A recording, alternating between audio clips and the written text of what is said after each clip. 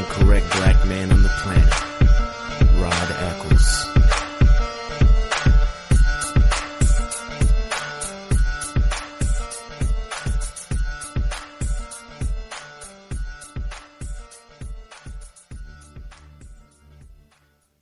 In your tackle box every month. Every month, another excuse to get outside and do what you love. Don't let this one get away. The Box of Bait Club is currently accepting a limited number of pre-orders with subscriptions starting at $39.95 per month. Find out more now. Log on to boxofbaitclub.com. I'm just so happy my father had a chance to see his kids before he passed. I just want to say thank you. When her father fell ill, the American Red Cross was able to help get Veronica's brother home from the Navy to speak to his father one last time.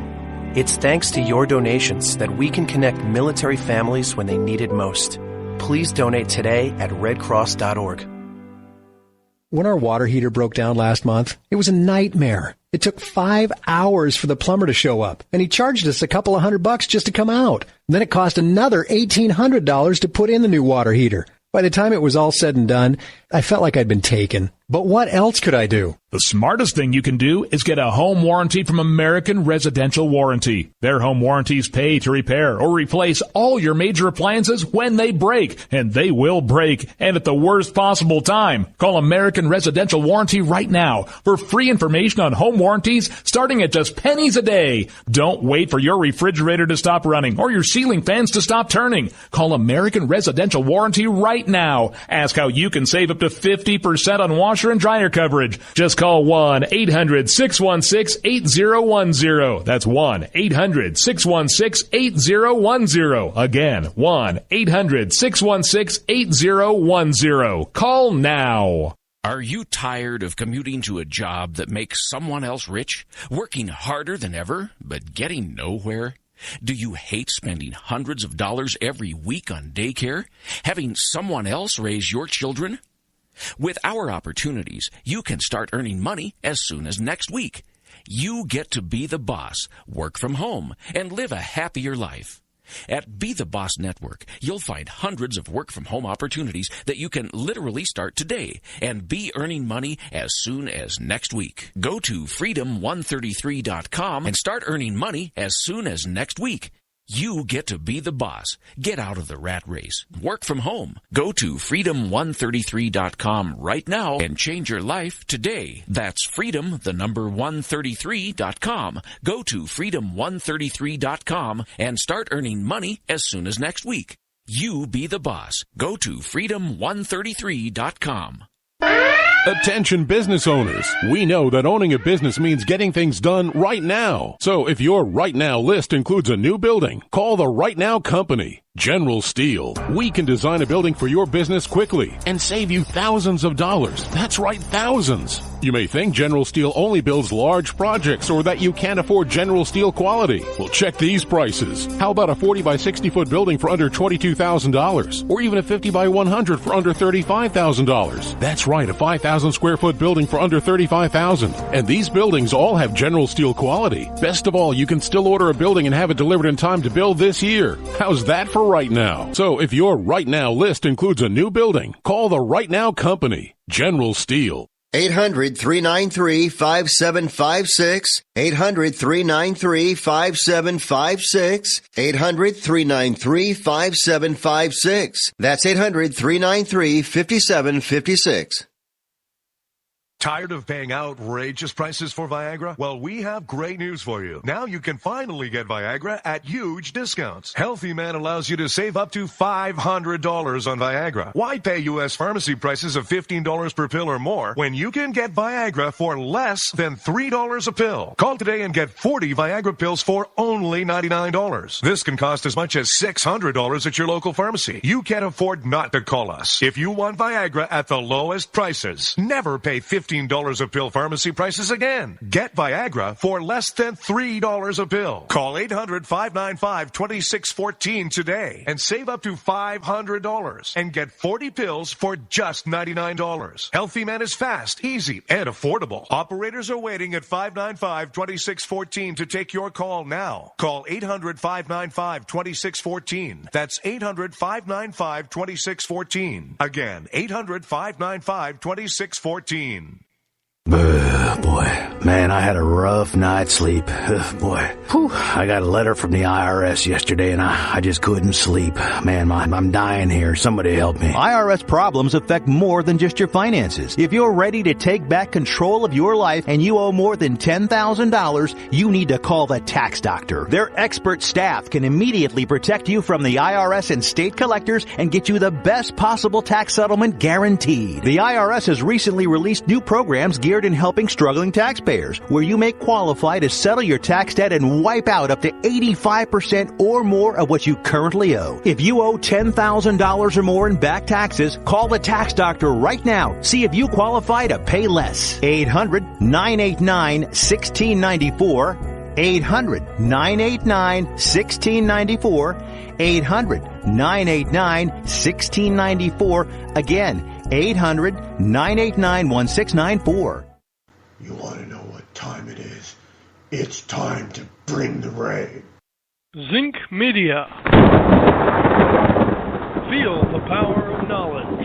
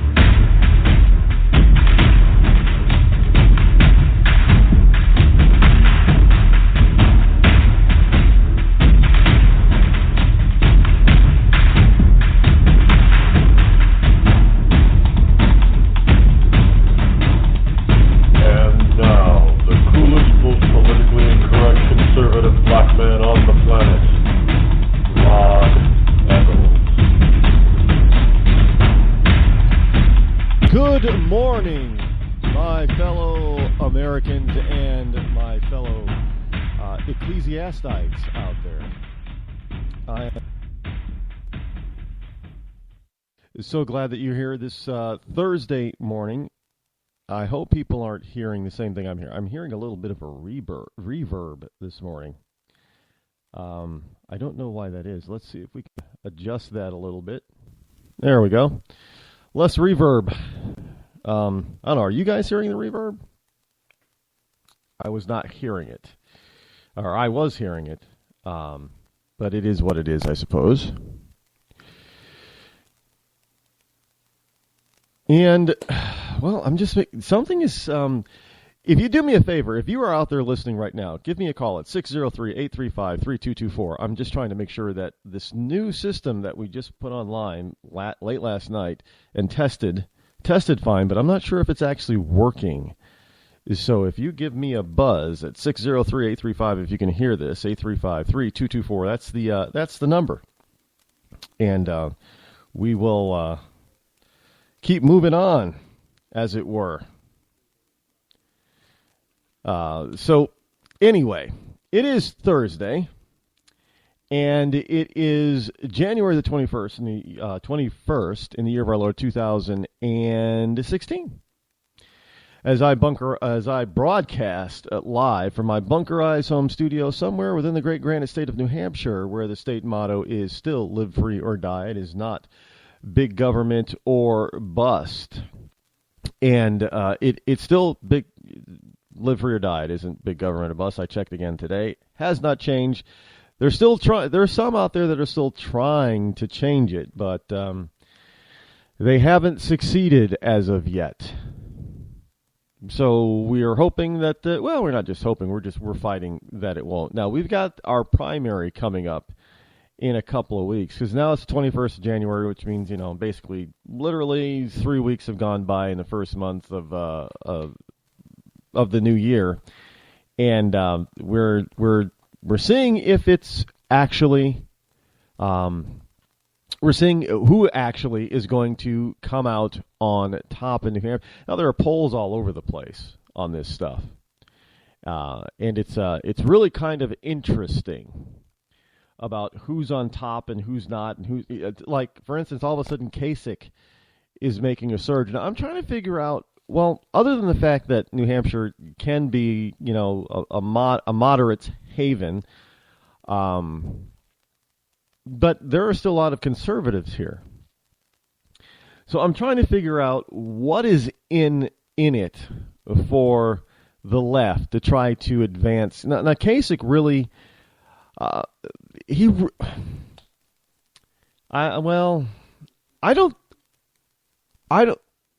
just don't think that he's got the ability to really make it past New Hampshire and Ohio.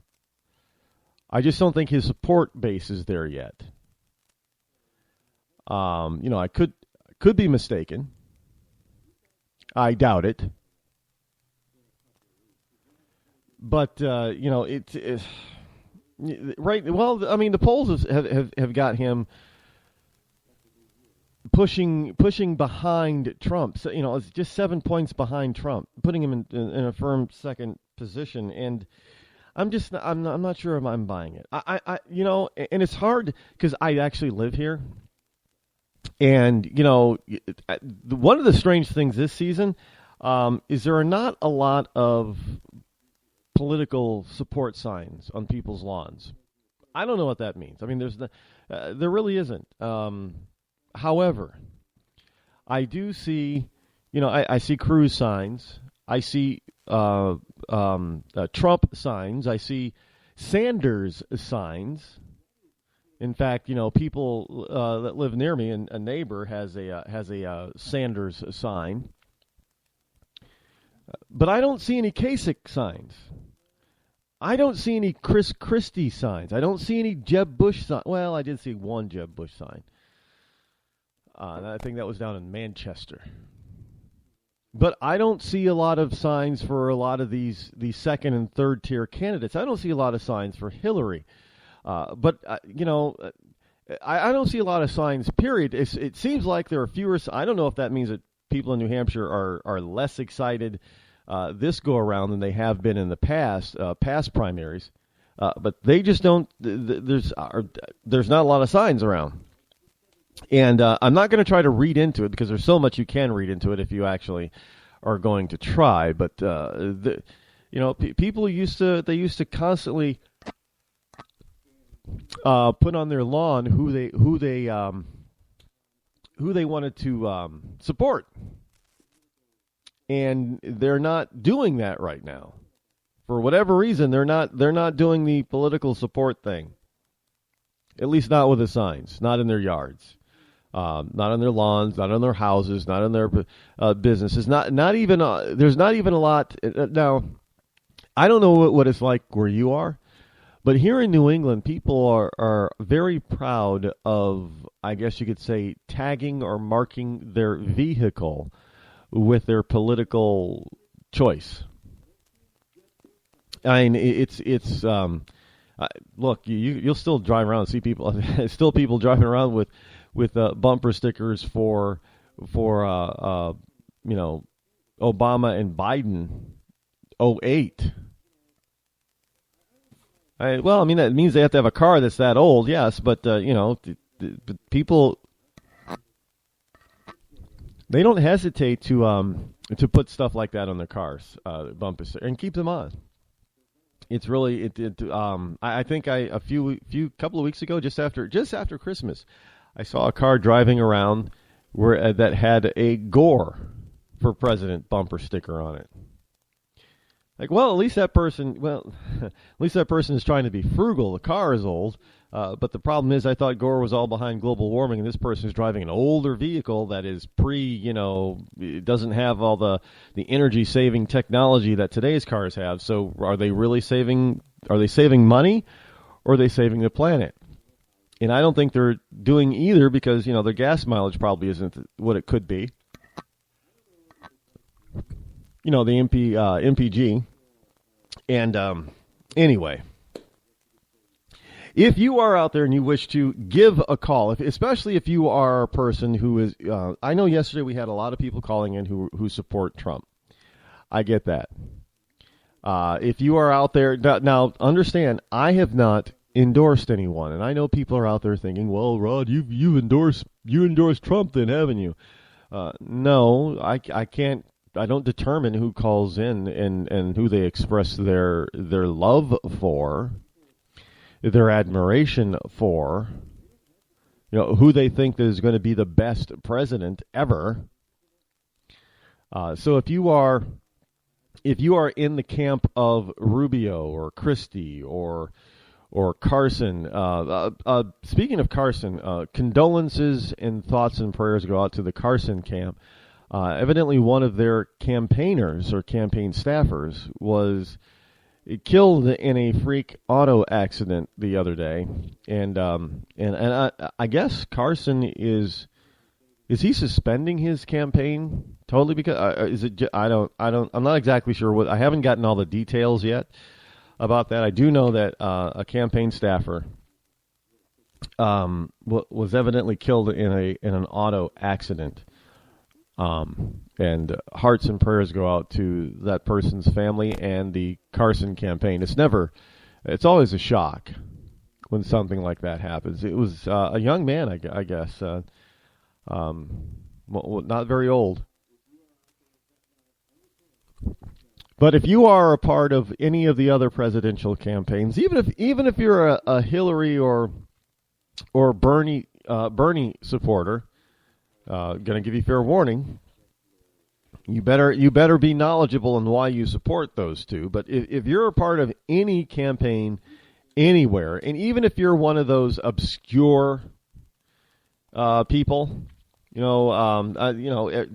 like here we have there's a gentleman that goes by the name of Vermin Supreme, and he wears a boot on his head as a hat. So even if you are any of those fringe or extreme candidates or campaigns, give a call. 603-835-3224. Let's see what people are actually thinking and feeling and doing out there when it comes to campaigning for somebody else. Other than, the obvious Cruz and Cruz and Trump people.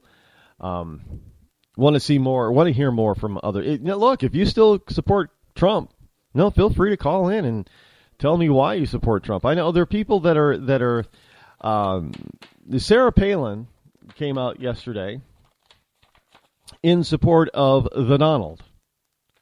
Or was it Tuesday? I forget. All the days run together so much now. Things just go by so fast. In any case, Palin earlier this week came out because today's Thursday, right? Not Wednesday. Yes. When you're having so much fun, and you're constantly on the go and moving and busy, days kind of run together. But Palin, as everybody knows by now, came out and endorsed Trump. And nothing wrong with that, but I find it interesting that the Cruz people are now trying to eviscerate Palin. Now, I want you guys to remember, all you Cruz people, all you Cruzites, if it wasn't for Sarah Palin, Ted Cruz might not have gotten elected in Texas. Remember that. Look, I know Americans have, and voters have, very short memories. You act like just because a person... Now, I'm not saying that what Palin did was right or wrong. What I am calling people out on is to say as if just because they support this person once, they're always supposed to support that person over everybody else. Well, that's improbable, impossible, and illogical. Look, it's just like in once you get past the primaries, it goes to the general election. Now, I didn't support Mitt Romney to be the nominee back in 2012, but as soon as he was the nominee, I supported Romney over Obama. But you people would have it seem like, well, geez, since I didn't support Romney and whoever the candidate was at the time that I supported, I should stay supporting them and I shouldn't support Romney. So I guess what you're saying is that Cruz should be the person that, because Palin supported him before, then she should be supporting him now. But see, there's two different things. She supported him for the Senate, not for president. Now, it is possible that Sarah Palin thought that Ted Cruz could be the greatest senator that this country has ever seen. I'm just putting it out there like this so you fully understand, because I'm getting a little tired of hearing all you Cruzites just pounding on Sarah Palin all of a sudden. You're being hypocritical, plain and simple.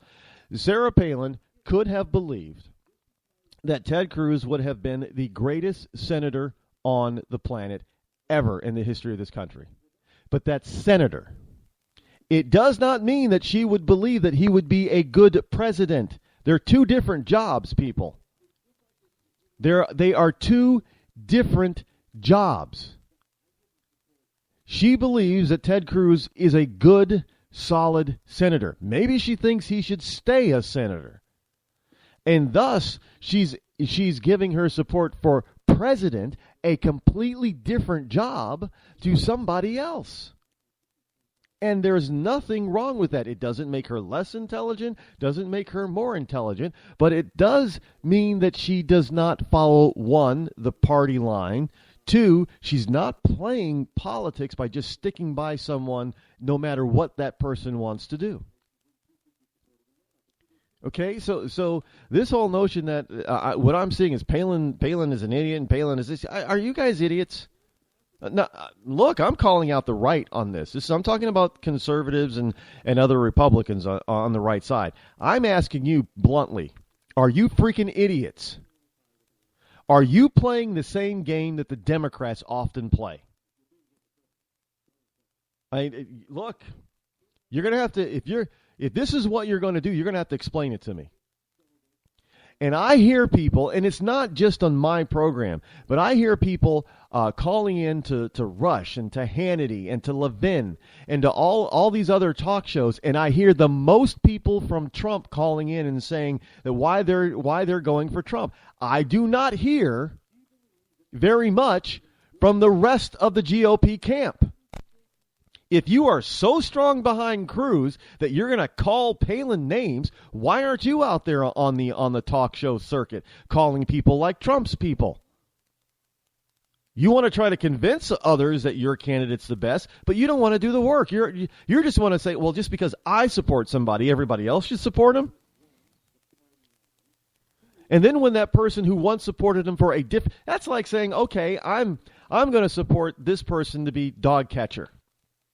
You know, he went to school to be a dog catcher. He's got a college degree in dog catching. He's going to make a great dog catcher. And then one day he decides that he's going to run for governor. But he doesn't know how to be a governor. So just because I backed him for dog catcher, now I'm supposed to automatically back him for governor? When there's a perfectly good other candidate who would make a much better governor? No. That's not but that is what you're telling Sarah Palin. Oh, Sarah, just because you helped, you supported, you backed Ted Cruz for the Senate seat here in Texas. Oh, now you got to do it for when he's running the presidency. Maybe she thinks Ted is going to be an awful president. I don't know.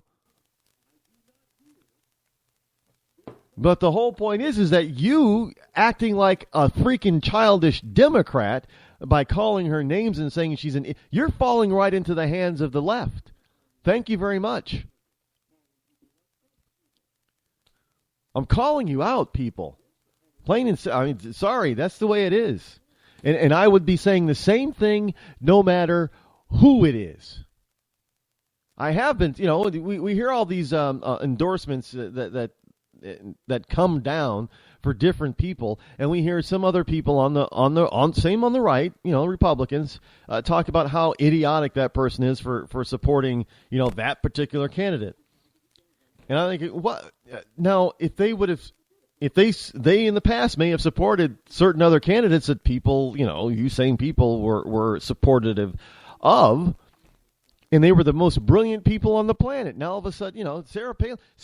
I remember the stuff Sarah Palin was. People said about Sarah Palin when she endorsed Cruz for Senate down in Texas. Oh yeah, they were all for the former Alaskan governor to come in and campaign for Cruz. She's wonderful. She's gorgeous and smart and all this positive stuff. And now she's going for Trump. Those same people are, she's an idiot. She's a bimbo eruption. She might as well be a Democrat. Oh, she's a liberal, and all this kind of stuff. And I'm like, where is this coming from? Simply because she believes Donald Trump would make a better president than Ted Cruz.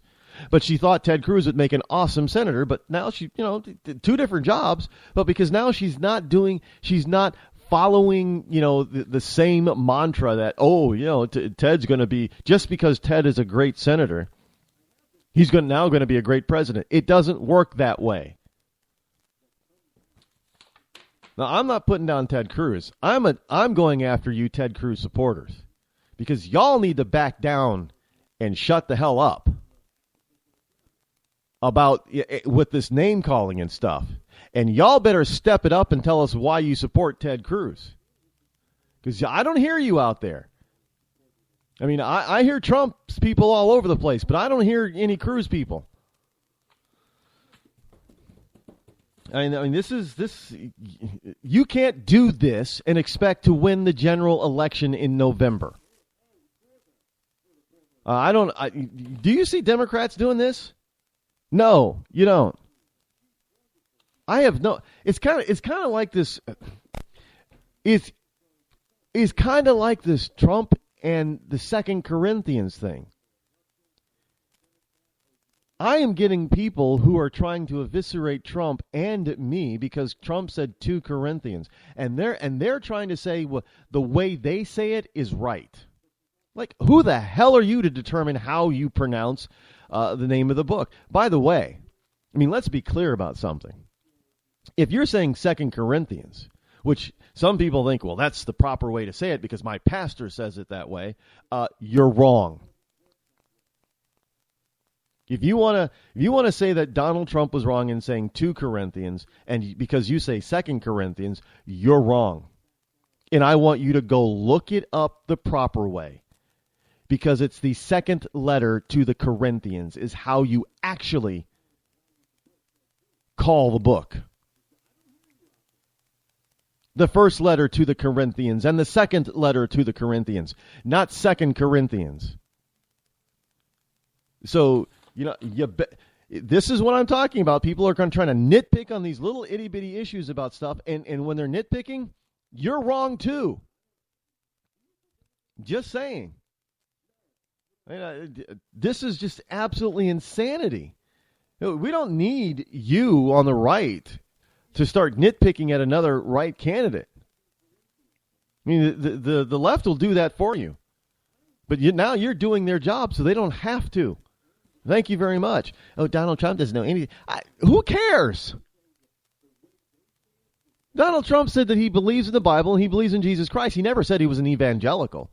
But let me tell you something. Evangelicals are not going to win the election. Evangelicals are not going to win this election. There's not enough of you. I mean, if you want to be Bible thumpers, that is fine. Trust me, I understand it. I know the Bible. I believe in Jesus Christ. He's my Lord and Savior. I get all that you want somebody who believes the same as you do. But there aren't enough people who do believe the same as you do. If you're going to go out there and support Cruz because you believe he's an evangelical like you're an idiot. Because first of all, he's not. And second of all, there aren't enough of you around to get him elected on that one issue. So you had better have a good, solid. I mean, I hear this all the time. That, well, we need a Christian or a Jesus believing person to be elected.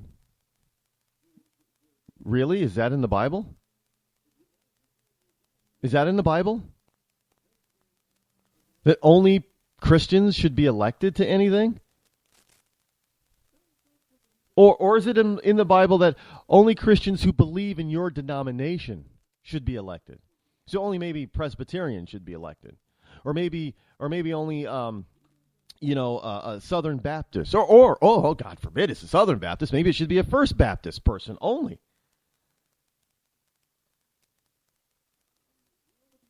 I mean, is that where we've gotten to? I hope not.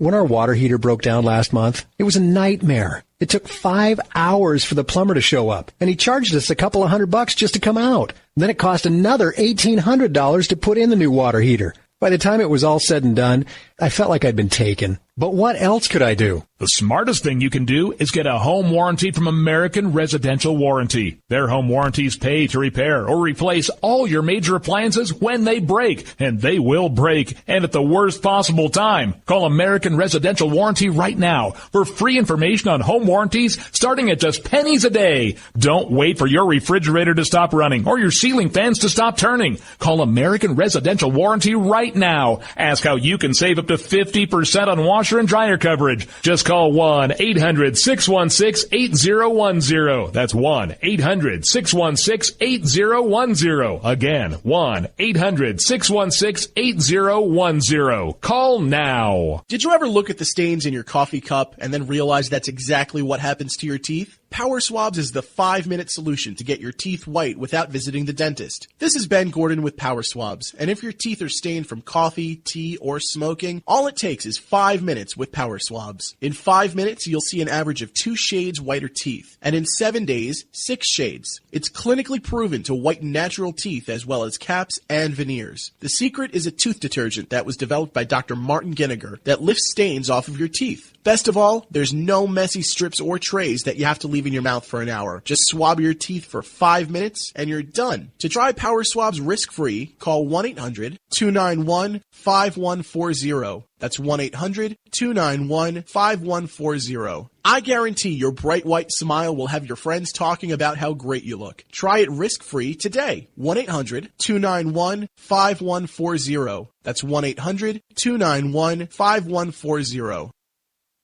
Tired of paying outrageous prices for Viagra? Well, we have great news for you. Now you can finally get Viagra at huge discounts. Healthy Man allows you to save up to $500 on Viagra. Why pay U.S. pharmacy prices of $15 per pill or more when you can get Viagra for less than $3 a pill? Call today and get 40 Viagra pills for only $99. This can cost as much as $600 at your local pharmacy. You can't afford not to call us. If you want Viagra at the lowest prices, never pay $15 a pill pharmacy prices again. Get Viagra for less than $3 a pill. Call 800-595-2614 today and save up to $500 and get 40 pills for just $99. Healthy Man is fast, easy, and affordable. Operators are waiting at 595-2614 to take your call now. Call 800-595-2614. That's 800-595-2614. Again, 800-595-2614. Start training for a new career in as little as 18 days. National EMS Institute's innovative boot camp program will train you for a new career. Learn to respond to emergency situations and become a certified EMT in just 18 days. National EMS Institute guarantees 100% job placement. Visit www.nationaleMSinstitute.com today to learn more about our 18-day boot camp. Or call us at 1-800-497-6732. NationalEMSinstitute.com. When you're ready to take the edge off a hectic day, I suggest you start with a little music from Franz Black. I guess there's lots of ways to look at things that don't seem right. No Worries has just been released on iTunes and Amazon. It's gonna be alright. You can find Franz Black and his music on his website, franzblack.com. F-R-A-N-Z Black.com. It's gonna be alright.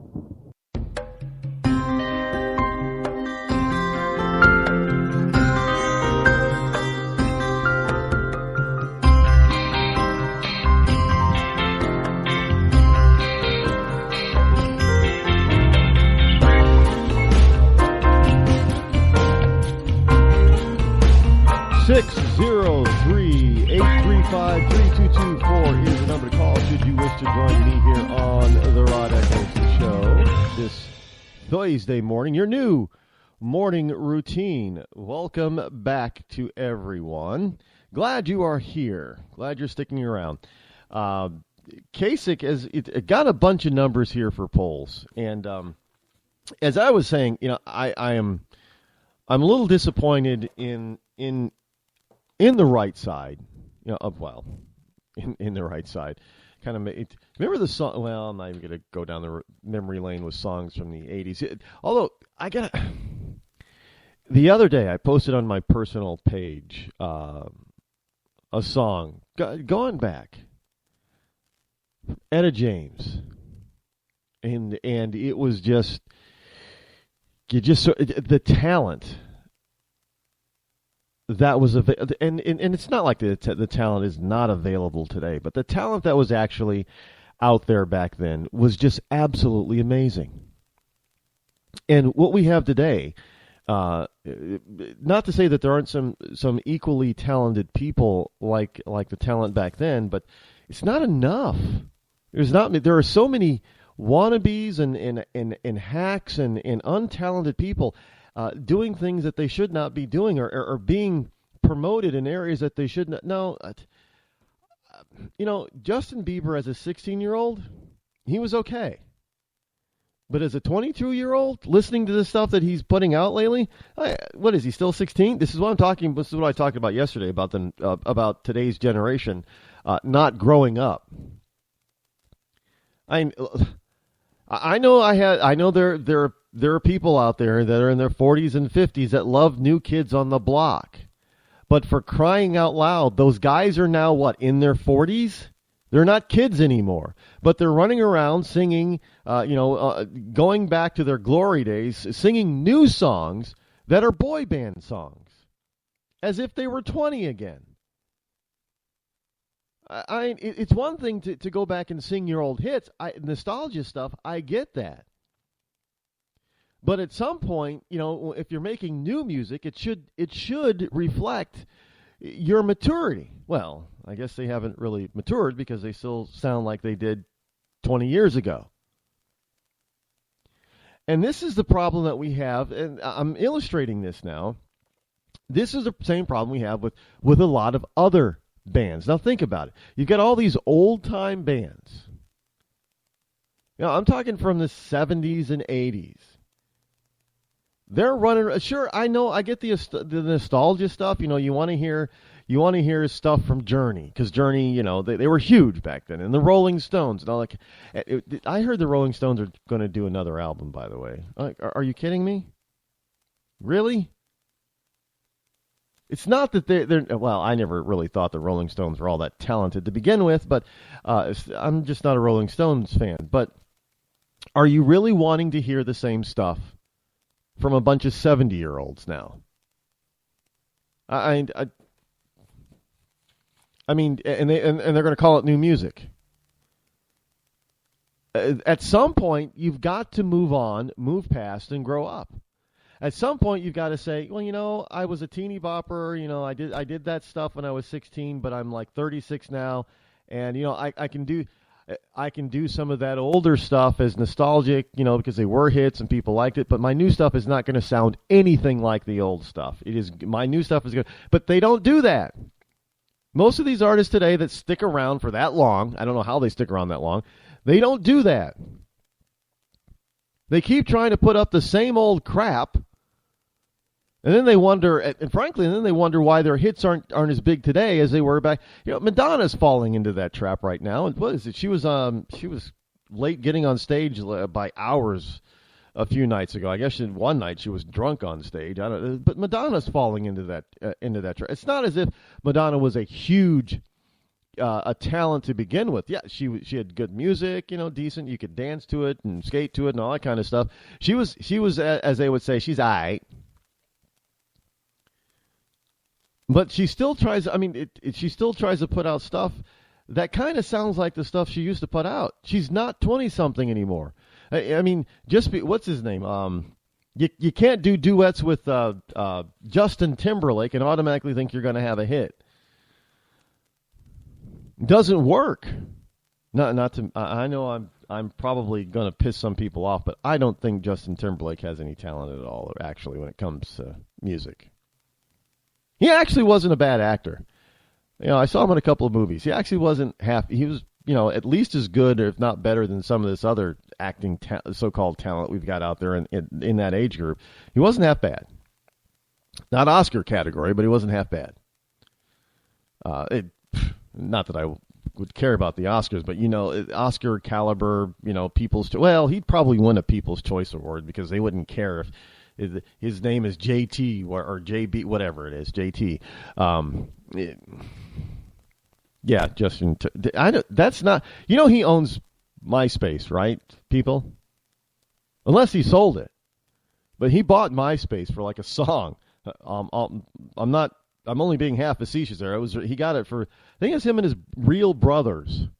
And if his partners are his real brothers, then I've known that Justin Timberlake's name is not his government name. That's his stage name, and it goes way. I don't know why he chose Timberlake to.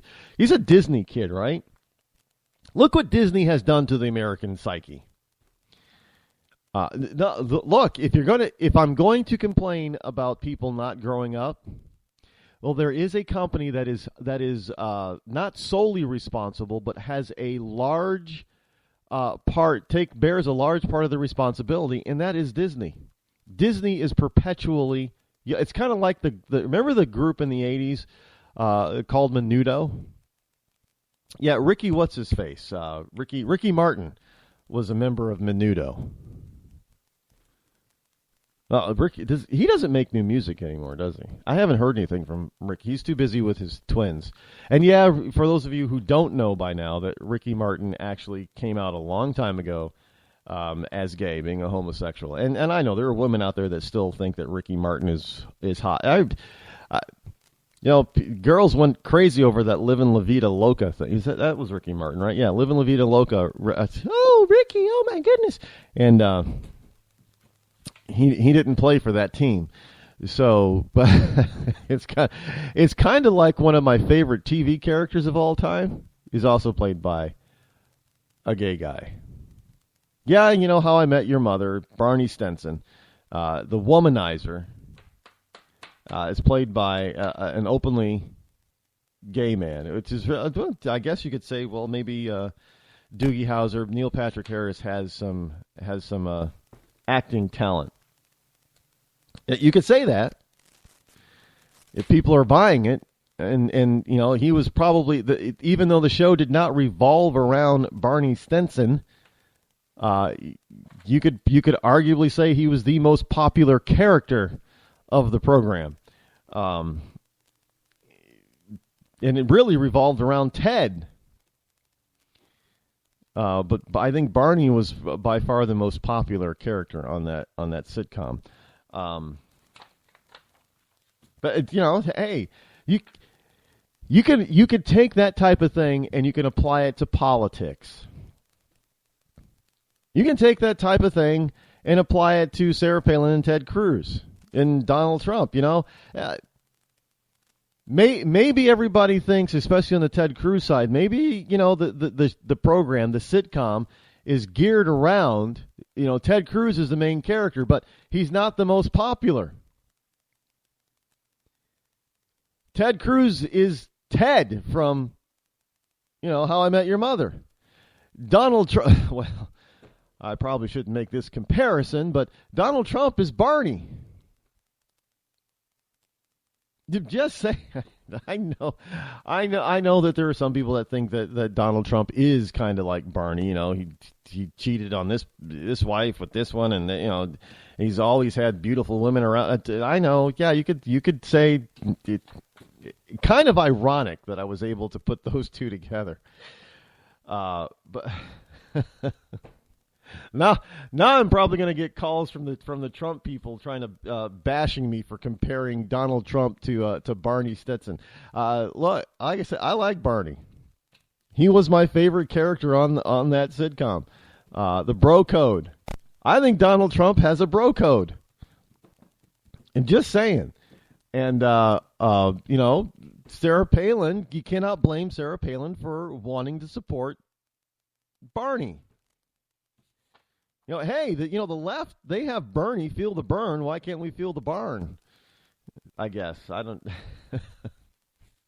But life imitates art, and art imitates life. And you can find, if I have to make comparisons so people can understand, because I know there are some people out there thinking, Sarah Palin doesn't like Ted Cruz. No, Sarah Palin likes Ted Cruz, but she just likes Trump better. But she supported him before. Because I know there are people out there that cannot believe or understand that you can support a person for one job, but not for another job.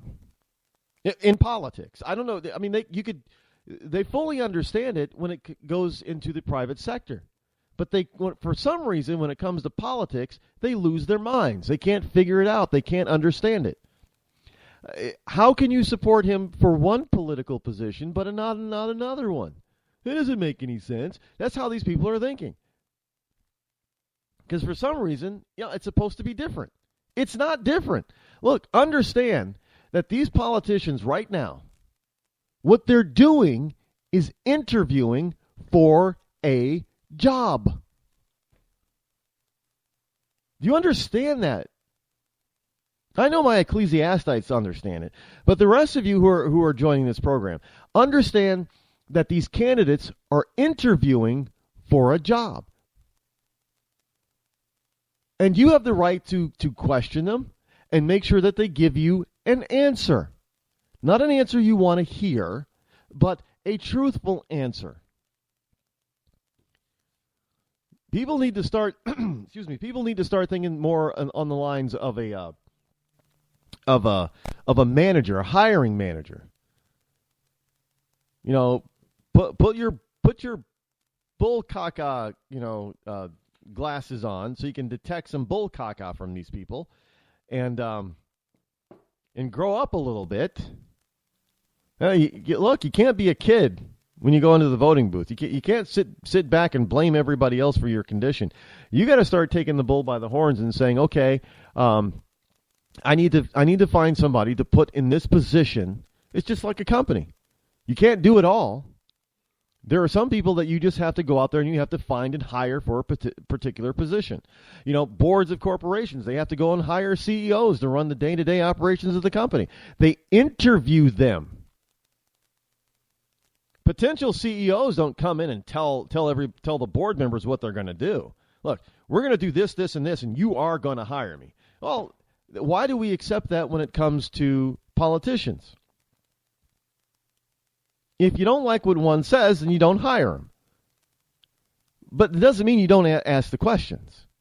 You ask a lot of questions. I don't, this is, I just don't understand this whole issue of celebritizing our employees. That's exactly what these people are. Your senators, your congressmen, your governors, the president, they are the American people, the American citizens' employees. But they run around acting like they are our boss. They're not. It's the other way around. They work for us, we hire them, and we can fire them. We don't work for them. And it's about damn time that we, the people, actually get our kahunas back and say, hold on, time out. No, you will do what we tell you to do because you do work for us, and we're tired of you making these special rules that only benefit you and not the rest of us. You work for us. We pay your salary. We pay your benefits. Oh, and speaking of your benefits, why don't we act like the board members of a major corporation and start cutting this crap from these people? We have the power to do that, folks. You really do.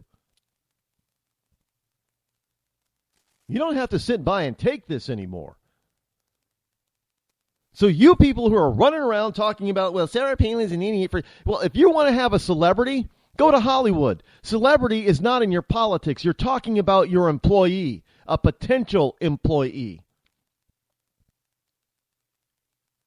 And this goes for Trump fans too. I don't care who's on top or who's not on top. Your job is not to go out there and trumpet these people like they're some kind of hero and some kind of god, because you do not work for them. And that's exactly the reason why we got Washington the way it is now. Because too many Americans have decided, we must work for them. Like Chris Rock, Obama's our boss. No, we are his boss. They work for us. And when you start acting like you are the boss, you are not going to start running around out there calling somebody else a name because they support somebody else. That's like, hey, I like this person, wish this person was the CEO of Walmart instead of that person. And if another CEO comes in and says, well, I want this person, person A to be the CEO of Walmart, but you want person B, you start calling, that supporter of person A, and that makes no sense. That's idiotic. You don't do that. Why? Because you have a clear, defined role as an employee of, say, Walmart.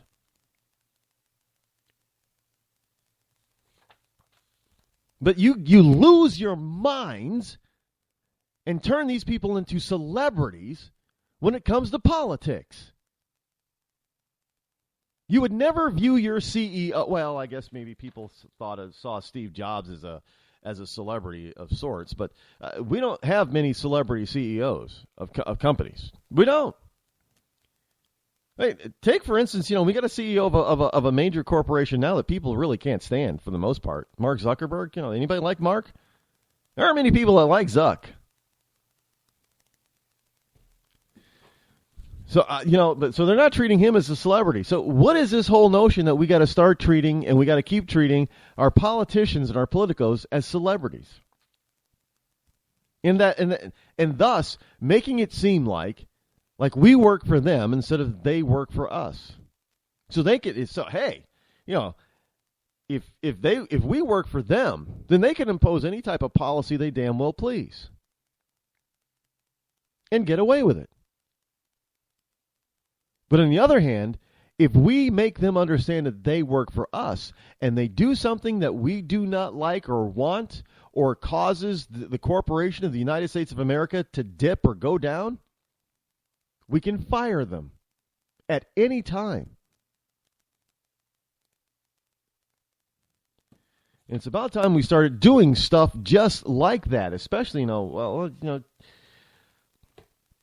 like Nancy, stop re-electing the same people. That's what I really need to be saying. Stop electing the same damn people. Because these same damn people are the ones that are causing all the problems in the first place.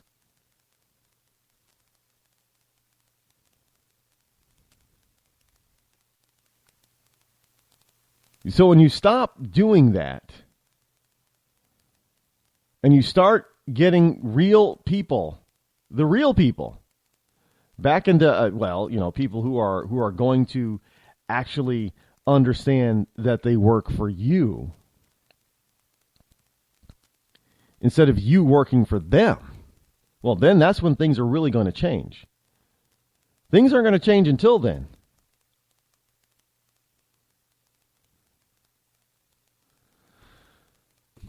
And so you better understand that this whole notion, I'm tired of people. Look, if you're going to call here and start bashing somebody else for what they believe in or who they support, I'm going to cut you off and I'm going to call you out. Because that's not what it's about. Give me a positive reason for your support for another candidate. I don't want to hear a negative reason for somebody else is not a reason to vote for your candidate. I want to hear something. It's because that's what Democrats do all the time. They rarely give you a reason to vote for them, but they will give you a plethora of reasons, or try to give you a plethora of reasons, to not vote for somebody else. Now, I don't want to hear the reasons for not voting. I can figure out the reasons for not voting. You don't need to tell me. I want to hear reasons and see reasons to vote for you.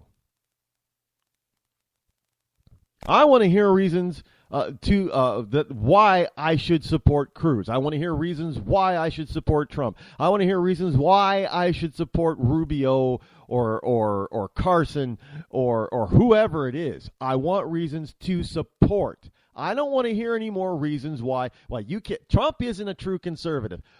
Big freaking hairy deal. Maybe he's not. But that doesn't tell me who I should support, now does it? Doesn't give me a reason why to support somebody else, does it? That's all I hear. Trump isn't a true conservative. Great. So who's a true conservative? Why do you think so? And why aren't you focusing on that instead of focusing on hating on Trump? That's childish. This is the same thing you do when you were in 6th grade. But it's not what you do when you're an adult. Well, I can't believe Sarah Palin likes Trump. I mean, Trump isn't even a real conservative in the first place. What is she, a ditz? She's a dunce, man. She's just so stupid. She doesn't get it. That's what you Cruz people are sounding like right now. And you know what? You're turning off people to your candidate. Because you're not telling them reasons to support Cruz. Now, understand this. Only 31, there's a CNN poll out today. Only 31% of New Hampshire GOPers have made up their minds on who they're going to support. Did you not hear me? Less than a third of GOP voters in this state, my home state of New Hampshire, have made up their mind on who they're going to support on February 9th.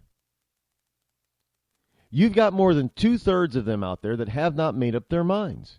And what are you doing? Instead of running out there and telling them why they should be supporting your candidate and connecting on that level, you're calling Sarah Palin names and trying to tell them that Donald Trump is not a conservative, a true conservative. We don't give a rip. That's not the important thing. Oh, Donald Trump's not a true conservative? Oh, well, geez, huh. Well,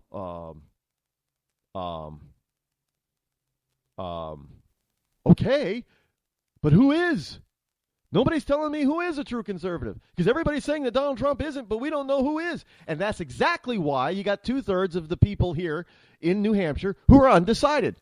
Because all of you people out there who are supporting these other candidates are running around acting like a bunch of 12-year-olds instead of acting like adults and trying to convince people by telling them the reasons why to support your favorite candidate. This is why. Look, I put out the call since yesterday to have all you wonderful people who are not Trump supporters to call into this program. I've been asking you for months. None of you have. And you know something? You're not calling the other talk show host either.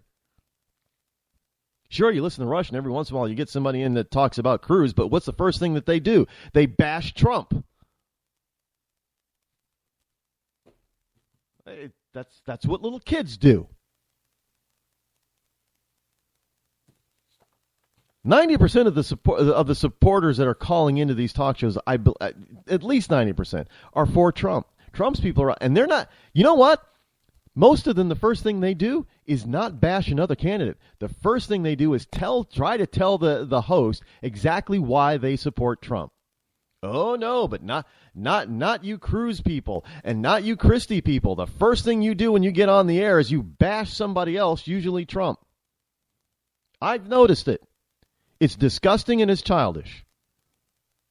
You might as well be a freaking Democrat if you're going to do that.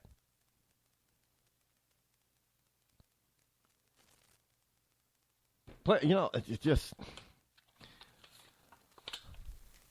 People want to believe in somebody. But in order to believe in somebody, they got to have the reasons why. And those reasons have to be positive. They can't be negative. Be a Democrat if you want to do that. It's plain and simple. Give a man a fish and you feed him for a day. Sign him up for the Box of Bait Club and he'll never be hungry again.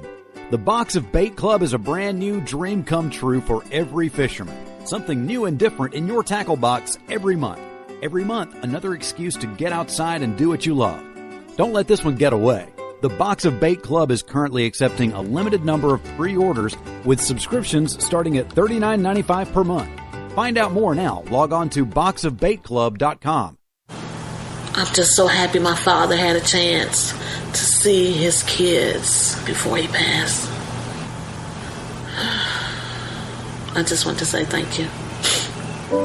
When her father fell ill, the American Red Cross was able to help get Veronica's brother home from the Navy to speak to his father one last time. It's thanks to your donations that we can connect military families when they need it most.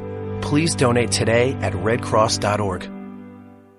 When our water heater broke down last month, it was a nightmare. It took 5 hours for the plumber to show up, and he charged us a couple of $100 just to come out. Then it cost another $1,800 to put in the new water heater. By the time it was all said and done, I felt like I'd been taken. But what else could I do? The smartest thing you can do is get a home warranty from American Residential Warranty. Their home warranties pay to repair or replace all your major appliances when they break, and they will break, and at the worst possible time. Call American Residential Warranty right now for free information on home warranties starting at just pennies a day. Don't wait for your refrigerator to stop running or your ceiling fans to stop turning. Call American Residential Warranty right now. Ask how you can save up to 50% on washer and dryer coverage. Just call 1-800-616-8010. That's 1-800-616-8010. Again, 1-800-616-8010. Call now. Are you tired of commuting to a job that makes someone else rich?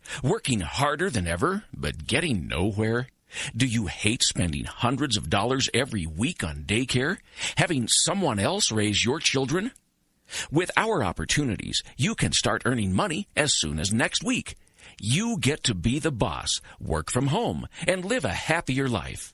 At Be the Boss Network, you'll find hundreds of work-from-home opportunities that you can literally start today and be earning money as soon as next week. Go to freedom133.com and start earning money as soon as next week.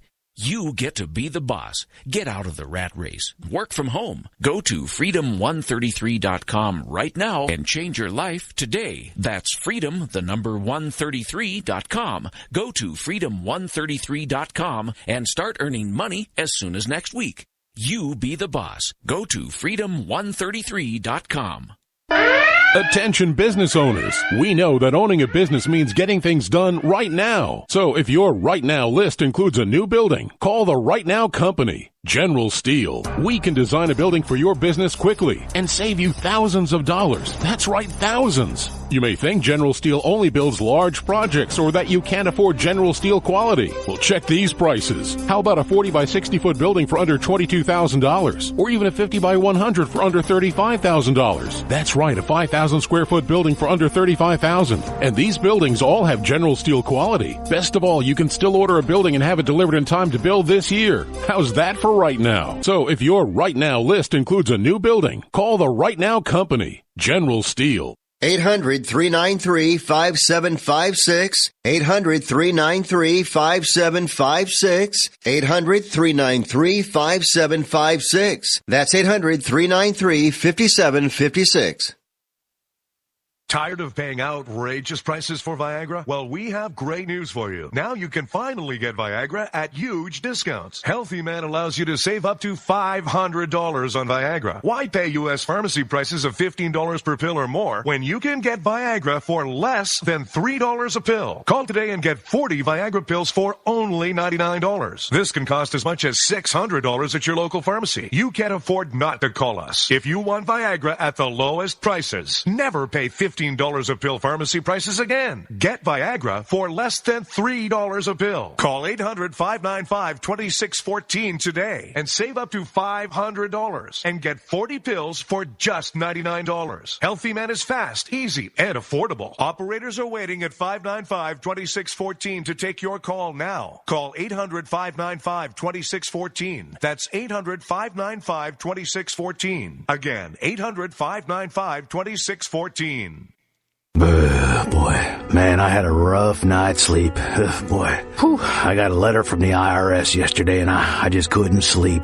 Man, I'm dying here. Somebody help me. IRS problems affect more than just your finances. If you're ready to take back control of your life and you owe more than $10,000, you need to call the tax doctor. Their expert staff can immediately protect you from the IRS and state collectors and get you the best possible tax settlement guaranteed. The IRS has recently released new programs geared in helping struggling taxpayers, where you may qualify to settle your tax debt and wipe out up to 85% or more of what you currently owe. If you owe $10,000 or more in back taxes, call the tax doctor right now. See if you qualify to pay less. 800-989-1694.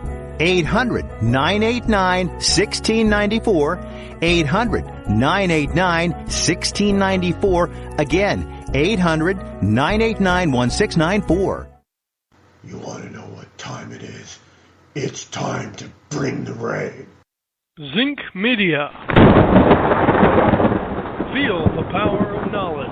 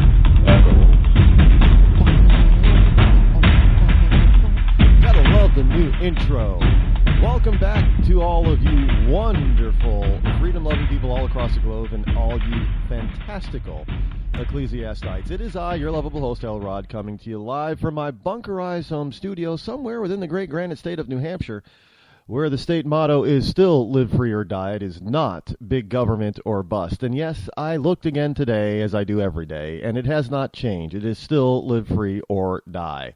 And we're not expecting it to change anytime soon, even though there are some rumblings out there from some liberal Democrats in this wonderful state who want to change it. But we're not going to do that. The call-in number this morning, as is every morning, is 603-835-3224. And we're going to go to the phones right now to see who is on the line. Caller, you are live on the air. Go ahead.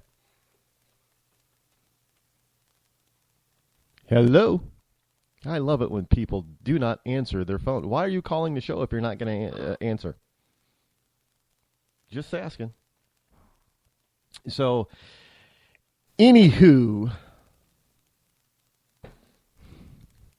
if people don't want to answer the phone, I guess I don't know why. Look, you can't clog up the phone lines here. Some people try to. I've had that happen once. Back when I was on another network, Blog Talk Radio. And it was an interesting happenstance, if you will. Because BTR, with certain packages, you can have only like 5 people at a time online, on hold. Well, this one program that I did one day, all of a sudden these people started flooding my call-in line. Now, what they didn't realize was, just like anything else, is one, I had a package with BTR where my limit wasn't 5. I had more than 5. But 2, it was that you can hang up on people to free up a line. Why do they think that you can't? I just, well, they're funny. Let's see. We got the caller back. Let's see if he's coming online. Hello, you're live on the Rod Eccles Show. Go.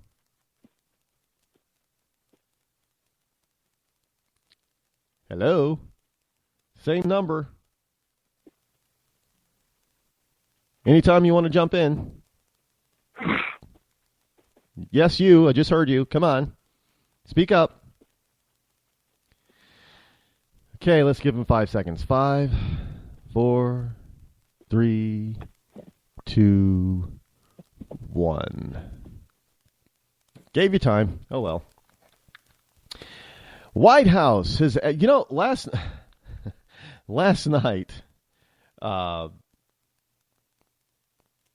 was watching this movie. And again, it had to do with people being, I think this is a 617 number. Go ahead. You're on the Rod Eccles Show. One more time. Same number, giving you one more shot. Yes, I can hear you there. You're pounding something. 5, 4, 3, 2, 1. Okay. Stop wasting my time. This is getting ridiculous. Anyway. Yeah, call back if you want. I know the number now. You're not getting through. 3 times, 3 strikes, you're out. In any case, last night I was watching a movie on HBO or Hulu, I think. Anyway, it was the movie Unfriended. Now, what it turned out to be like was some sort of Blair Witch-ish type of movie. And here I thought it was going to be something else about Facebook, but it wasn't about Facebook. They were actually using Skype. I'm like, what? Anyway, it was about, and this is this. They had friends. It was I'm not going to give away the ending of the movie, but the premise is that evidently they were part of something that embarrassed another student to the point where the other student thought that the only way that they could get out of it and save face, whatever, was to kill themselves. So they committed suicide, and that they not only did they put the shaming video up on YouTube, but after the person killed themselves, they caught the suicide on live on tape, and then they put the tape of the suicide on YouTube. And so now that they were going to be punished for doing that, and a group of 5 or 6 high school friends, and they were all going to be punished for doing that. Now here's the problem. They were being punished by themselves being, let me put it to you in terms that they can understand, being killed. And it's not what the Scots wear. It's not a Scottish skirt. It's not a skirt, it's a kilt. No, but they were getting killed. Killed, for those of you in Rush Limbaugh's Rio Linda. But yet, and still, they were going to fight and complain about who was cheating on who. I don't know how much more immature you can get than that, but I'm making the connection because that's what we have going on in politics. It's not that there's fighting. It's not that there's, complaining and fighting and political backstabbing, all that kind of stuff. That's been happening since the dawn of mankind, actually. And it's no different for this country. I mean, politics was brutal back in the days of the founders as it was probably even more brutal, verbally so back then. But the difference between, John Adams and John Kasich is that John Adams was and his supporters were adults. They acted like they were people over the age of 30. Today, we've got a bunch of politicians in their 50s and 60s that act like they're 16. Literally. And their supporters are doing the same thing. They're acting like they're freaking 16. Sarah Palin is such a dip crapola, man. Can't believe she went over and supported Trump. She's such an idiot, such an airhead. What? Grow up. Speaking of growing up, this is something I've never heard of this online publication before, but it's got a pretty good following. It's called The Intercept.com. The Intercept, INTERCEPT. White House asked social media companies to look for terrorists. Now, we know that some of this was actually going to go on, but look, if you've ever used Facebook, if you've ever been on Facebook, then you know what I'm talking about on this part, because I know a lot. Some of you have complained quite loudly with being, shall we say, censored on Facebook. Yeah, it's just the way they do it. You've been censored. In other words, you've been put in, people refer to it as Facebook jail. How many of you have been in Facebook jail? I believe I was in Facebook probation a couple of times. I don't know. Not very often do I. I don't know why. I mean, it's maybe I don't attack individual people. I don't try to overshare or overpost. I know one time it seemed like I couldn't share anything. For most of my, I could share, but I could only share from my personal page. I couldn't share any of my pages, or I couldn't share to any of my. That was kind of weird. I couldn't share to any of my pages, and I couldn't share anything from my pages to anywhere. But I could share my personal page. So if I would have taken something that was on one of the other pages, my pages, and put it onto my personal page, I could share it to there. Funny thing, I couldn't share anything from my personal page to my pages, but I could share stuff from my pages to my personal page. So if I shared, but I couldn't share anything from my pages, business pages, to any place else. So if I shared the content that was on my business pages to my personal page, then I could share my personal page with anybody or any other page. I didn't and I was trying to figure that out, and I wrote, I sent Facebook a message, and I was explaining it. I'm like, I've never overshared or overdone anything. I don't understand it. And about 12 hours later, it was fixed. So I guess I was kind of put into Facebook probation for some reason. I don't know. But I know a lot of people get put in Facebook jail, where they can't share anything, anytime, anywhere. They can't even add new friends. And I love the point when Facebook sends you the message, do you know this person? You only accept requests from people you know, and only request friends of people you know. Like, really? How the hell are you going to know if I know somebody or not? And is it any of your... I don't know how you have that policy when the whole point is to share information. To share fun, share photos, share what you do, share yourself, network. How is it that you're only supposed to talk to people that you know? That's not sharing anything. I never understood that lame policy out of Facebook. But so you've got people sharing all kinds of stuff. So how is Facebook supposed to determine, what is a terrorist type of activity and what isn't?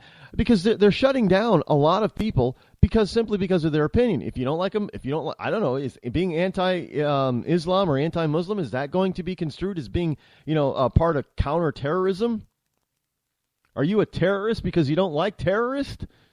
Because this is what seems to be happening. A lot of people on the right, especially, and I haven't heard many people on the left being banned or deleted or put in Facebook jail. I'm sure it probably happens sometimes, but I hear a lot of people on the right who are being put in Facebook jail, and some of them are being put in Facebook jail on a consistent basis. Every time they, it seems like they can't even share a simple little thing that isn't even politically related before they get put in Facebook jail. Do not overshare, basically, or something like that. I don't get this stuff.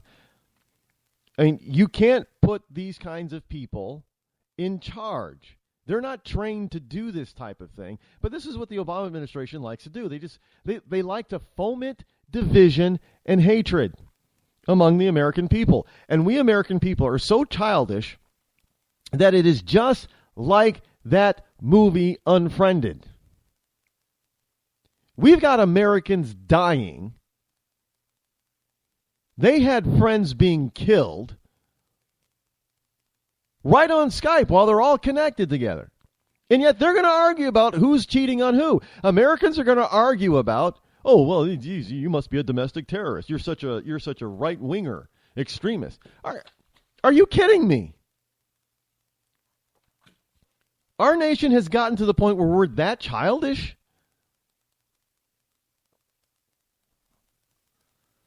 I see this stuff, and I throw up my hands, and like the people who are acting like the adults, they're the ones running and ruining the country.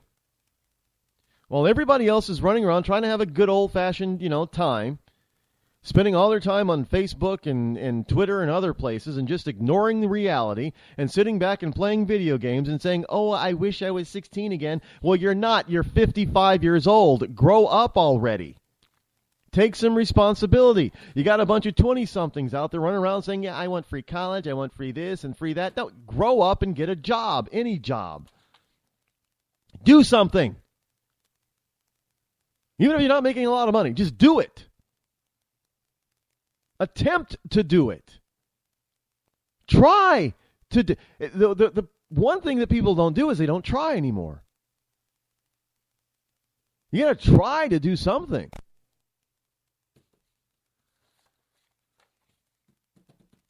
And stop complaining all the time and not paying attention to the reality of what's going on around you. All this little itty-bitty,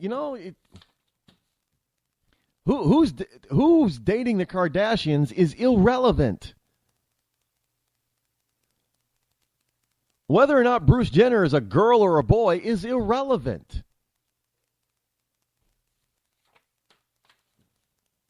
You get distracted. I mean, it's okay to be distracted every once in a while, but for crying out loud, to make it the main point of focus of your day is just so pathetic.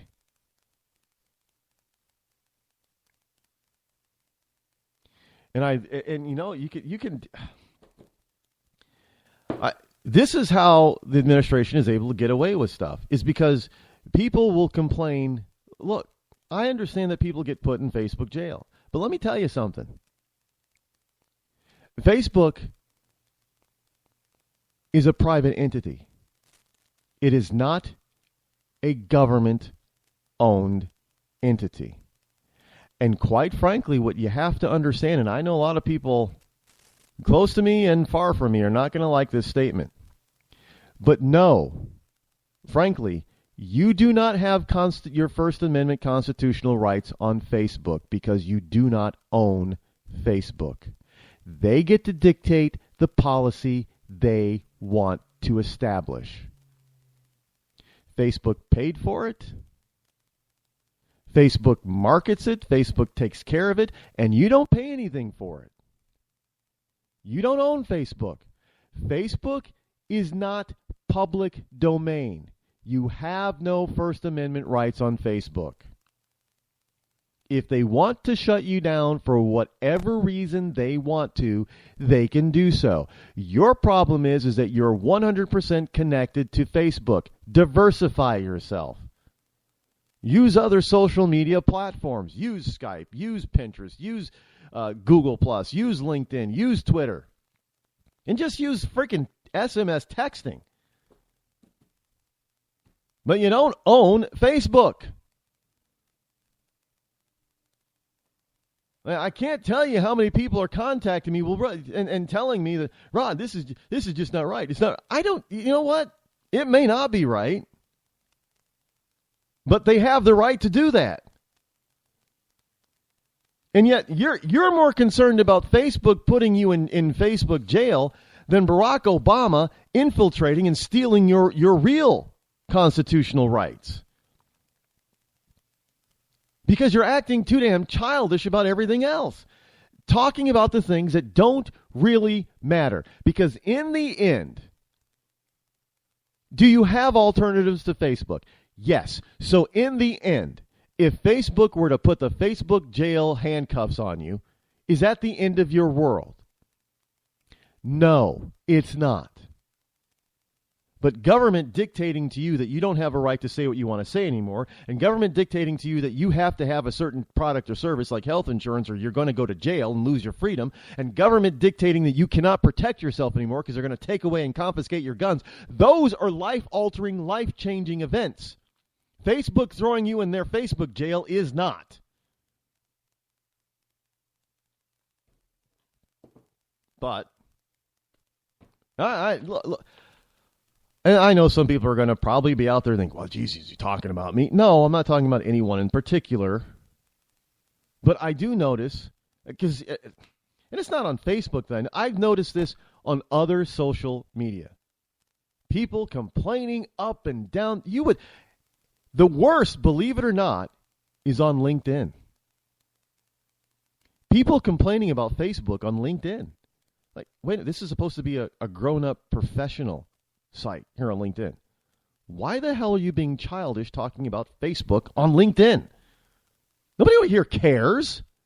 That's why they're here. They don't care about Facebook. That's why they're on LinkedIn. Why are you complaining to LinkedIn about Facebook? There's nothing that the CEO of LinkedIn can do about Facebook. Why would you even do that? That's where my ire gets turned up. I mean, it's one thing to be on Facebook and say, well, I'm in Facebook jail and I can't do anything, and then, complain about it. That's the forum to complain about it on Facebook. But to run over to another platform and say, well, geez, it's not fair that they threw me in Facebook jail. I'm like, are you that childish, really? Hey, grow up.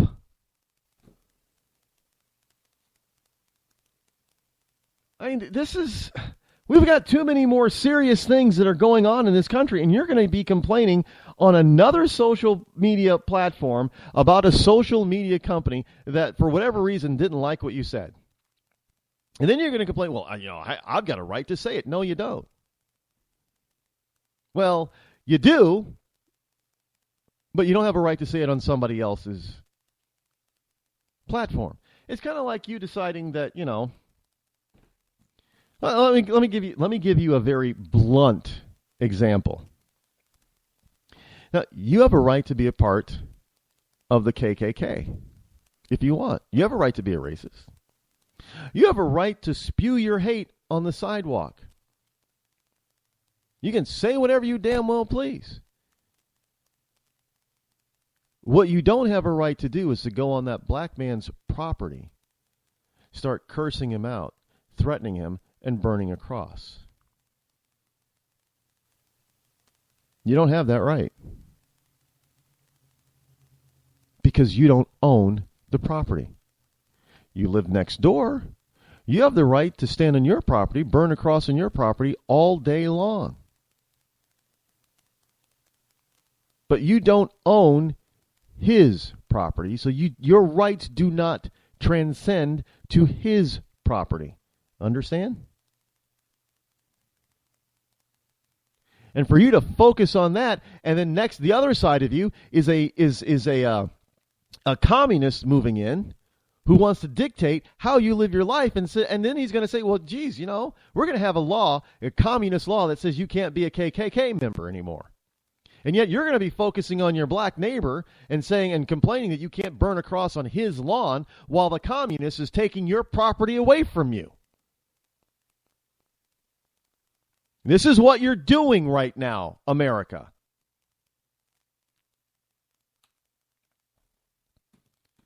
You're complaining about something that is meaningless, that you don't have a right to in the first place, while there are people out there who are really taking away your real rights.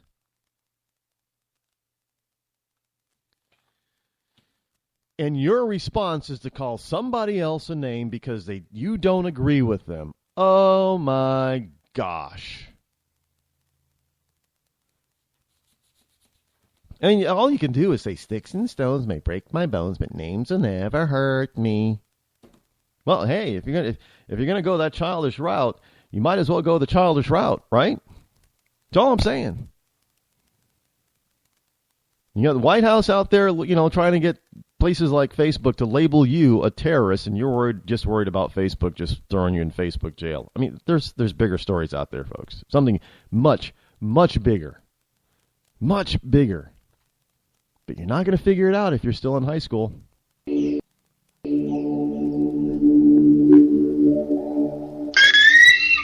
When our water heater broke down last month, it was a nightmare. It took 5 hours for the plumber to show up, and he charged us a couple of $100 just to come out. Then it cost another $1,800 to put in the new water heater. By the time it was all said and done, I felt like I'd been taken. But what else could I do? The smartest thing you can do is get a home warranty from American Residential Warranty. Their home warranties pay to repair or replace all your major appliances when they break, and they will break, and at the worst possible time. Call American Residential Warranty right now for free information on home warranties starting at just pennies a day. Don't wait for your refrigerator to stop running or your ceiling fans to stop turning. Call American Residential Warranty right now. Ask how you can save up to 50% on washer and dryer coverage. Just call 1-800-616-8010. That's 1-800-616-8010. Again, 1-800-616-8010. Call now. Did you ever look at the stains in your coffee cup and then realize that's exactly what happens to your teeth? Power Swabs is the 5-minute solution to get your teeth white without visiting the dentist. This is Ben Gordon with Power Swabs, and if your teeth are stained from coffee, tea, or smoking, all it takes is 5 minutes with Power Swabs. In 5 minutes, you'll see an average of 2 shades whiter teeth, and in 7 days, 6 shades. It's clinically proven to whiten natural teeth as well as caps and veneers. The secret is a tooth detergent that was developed by Dr. Martin Ginniger that lifts stains off of your teeth. Best of all, there's no messy strips or trays that you have to leave in your mouth for an hour. Just swab your teeth for 5 minutes and you're done. To try Power Swabs risk-free, call 1-800-291-5140. That's 1-800-291-5140. I guarantee your bright white smile will have your friends talking about how great you look. Try it risk-free today. 1-800-291-5140. That's 1-800-291-5140.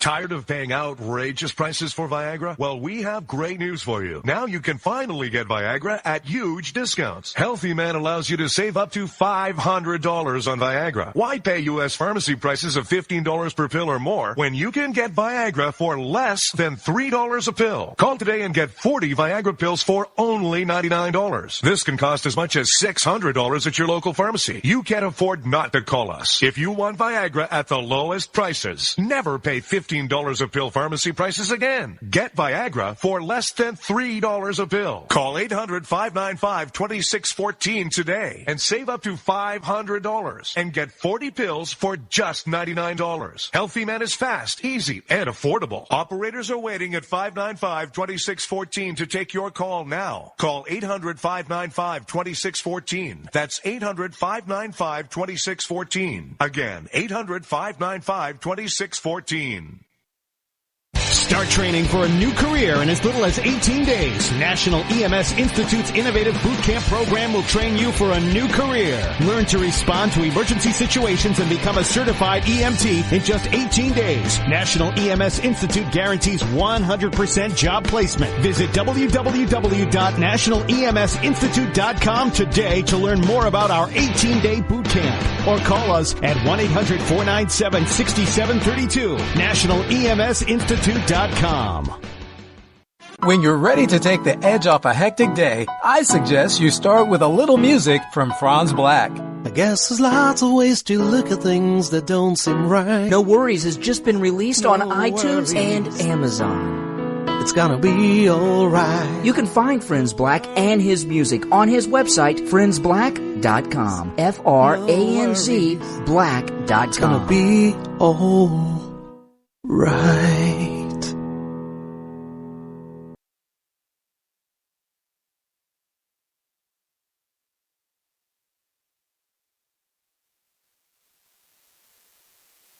Zinc Media. Feel the power of knowledge.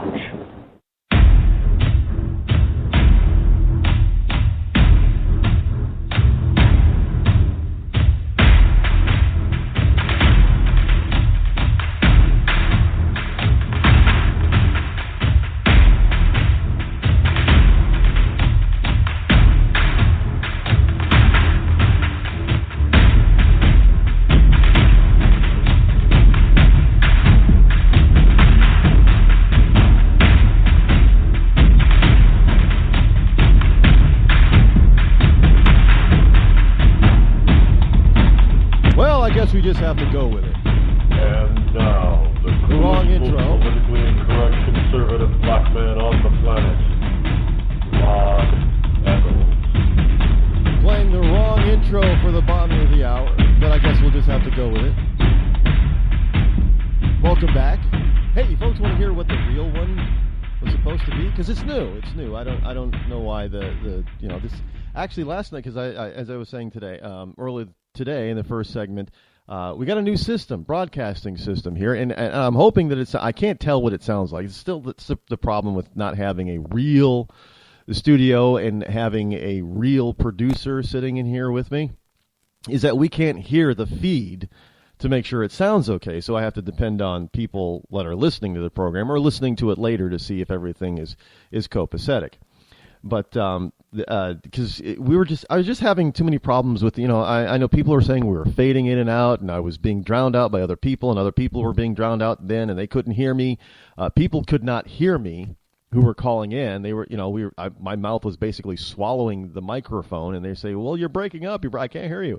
So we realized that there was some hardware and some software issues. So we changed out some software, and we're using a whole different system right now on the software side. It's taken the place of three. One piece of software is now taking the place of three pieces of software that I used before to broadcast. So I'm still learning the system, this new system. And but I thought I was going to play the right thing, but for some reason, the wrong thing came up. And I guess that happens when you're trying to learn a new system. But here's the real break. Coming back from the bottom of the break, the new music. I want people to hear this because, we developed this and we want people to hear it. Eventually, you're going to hear it anyway because it's going to be put in the rotation, but I plan to have it play now. But here it is.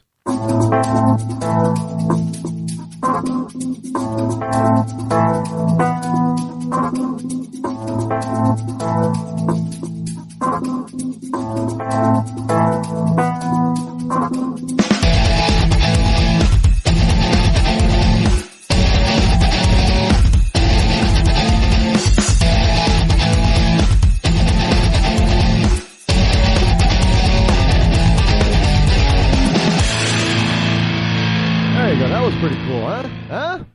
Come on. Tell me that it's not. Welcome back anyway, folks. The call-in number is the same as it's always been, 603-835-3224. How many of the other guys are going to actually play up on a mistake that they made? Yeah, I probably pushed the wrong button. My fault, my mistake. How many of these other guys are going to admit a mistake? I'll admit when I make a mistake. Happens. I mean, I think that's grown up and professional. Covering it up by blaming somebody. What did you do that for? Well, you probably did it yourself. I don't. And there are. Well, I'm not going to get into other talk show hosts, and I'm not going to name them by name. But if you listen to other talk shows, you know that they're out there. They make it sound like they have more people in the studio than they actually have. They do these pre-recorded interviews, but they ask the questions live on the air on their side, but their interview was already pre-recorded, and they just play it off as if they're actually got somebody live on the phone, and they don't. And I'm sure if you listen to all the plethora of talk show hosts, you know exactly who I'm talking about. I don't do that. I don't pretend when somebody's here when they're not. I used to have a highly paid volunteer producer that came in every once in a while that helped me. But things have changed, and they've gone on to do other things. And they're not able to come over and be that highly paid volunteer specialist, producing specialist. So now it's always 100% of the time it's just me. Just me. So if I make a mistake, it is my fault. But usually, I'll admit it. I usually don't make mistakes. It's usually, it was usually in the software that I had, or the cable connection. Like yesterday, cable went down. The internet service went down. Couldn't get on to do the show. I don't know. I don't do the show by cell phone. I know some people. Well, you can do it by cell phone. That sounds awful. I did that with the first month or so that I was on the air back in 2009. I actually used my cell phone. Sounded terrible, but that's how you get started. You start small and you work your way up. Anyway, to continue on, there is this White House from the Intercept Unofficial is what it's called. A piece by Jenna McLaughlin. McLaughlin. McLaughlin. The White House has asked internet companies during a counterterrorism summit earlier this month to consider using their technology to help detect and measure radicalization. So if you're finding yourself being put on in Facebook jail or Twitter jail, does Twitter block people? Do Twitter jail? I never heard of Twitter doing that, but I suppose they can. If you're LinkedIn, the only place I've heard of people getting put in any type of non-sharing type of restriction or timeout is Facebook.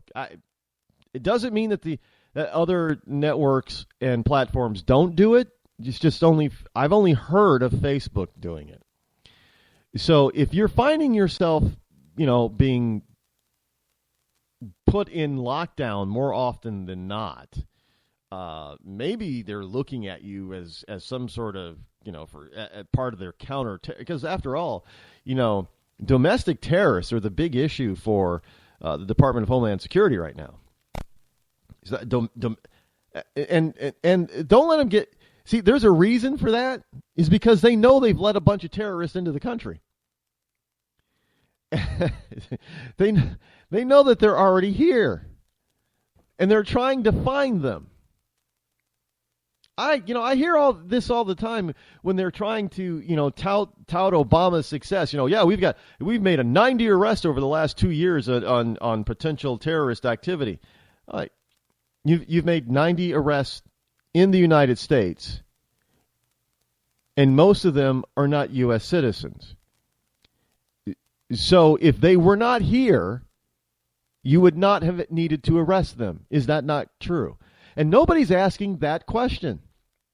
You're out there praising the FBI. Yeah, I get that. Thank you, FBI, for finding these people and keeping track of them. Yes, that's great. However, they shouldn't have been here in the first place. They should not have been wasting the talents and the time and the resources of the FBI trying to track them down when they should not have been here in the first place. Why isn't anybody saying that? Yeah, the Obama administration, man, they're catching all these terrorists. Well, they're letting them in. Do you not get that? That's like, it's like the rooster letting a bunch of foxes into the hen house, and then the rooster saying, he's let in 10 foxes. And he runs around and says, yeah, I caught 9 foxes, man. I caught 9 foxes. Well, first of all, you let them in, and second of all, you let in 10 of them, and you've only caught 9. Where's the other one? And then the other one, he's able to kill like 5 hens. And all the rooster says is, well, hey, I can't stop it all, but I did stop most. When you could have stopped all 10 from even getting in the hen house. Could you have not? Yes, you could. So this whole notion that Obama's out there, 90 arrests for potential terrorism over the last year or 2 years or 18 months, whatever it was, is a crock. because they shouldn't have been in this country in the first place. And so now we've got the White House who's asking our wonderful social media network CEOs to, hey, come on over to the dark side. Help us weed out these domestic terrorists. And the story goes on, the piece goes on, we should explore ways to more quickly and comprehensively identify terrorist content online so that online service providers can remove it if it violates their terms of service.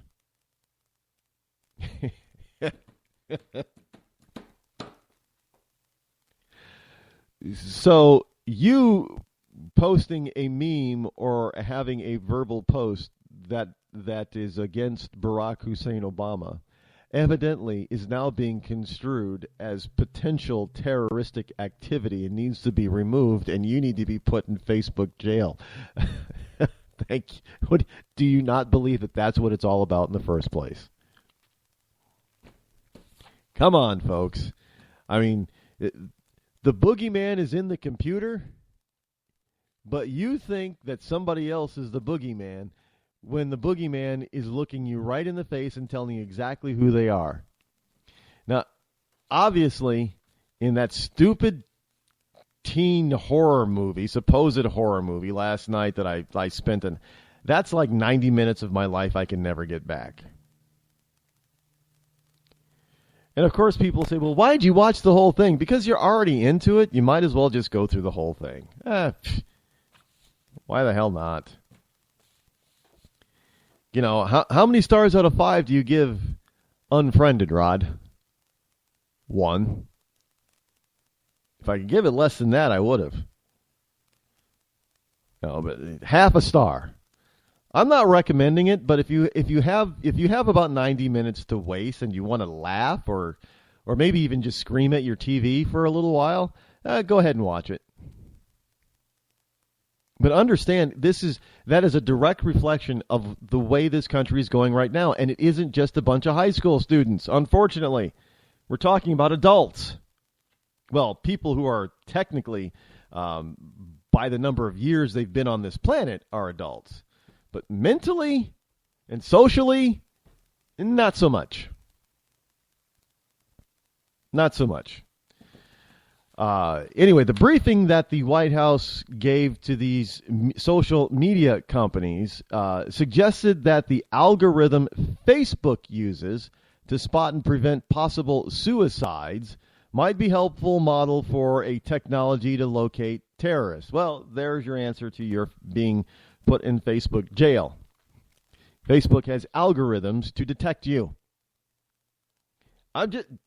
So once the algorithm finds you, is going to tag you. So anytime you say even one word that the algorithm does not like, you're going to be locked down.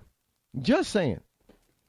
So if you've been tagged by the Facebook algorithm as being an oversharer, and then you go to share just one little thing outside of your circle of friends, the algorithm is going to see you and is going to lock you down.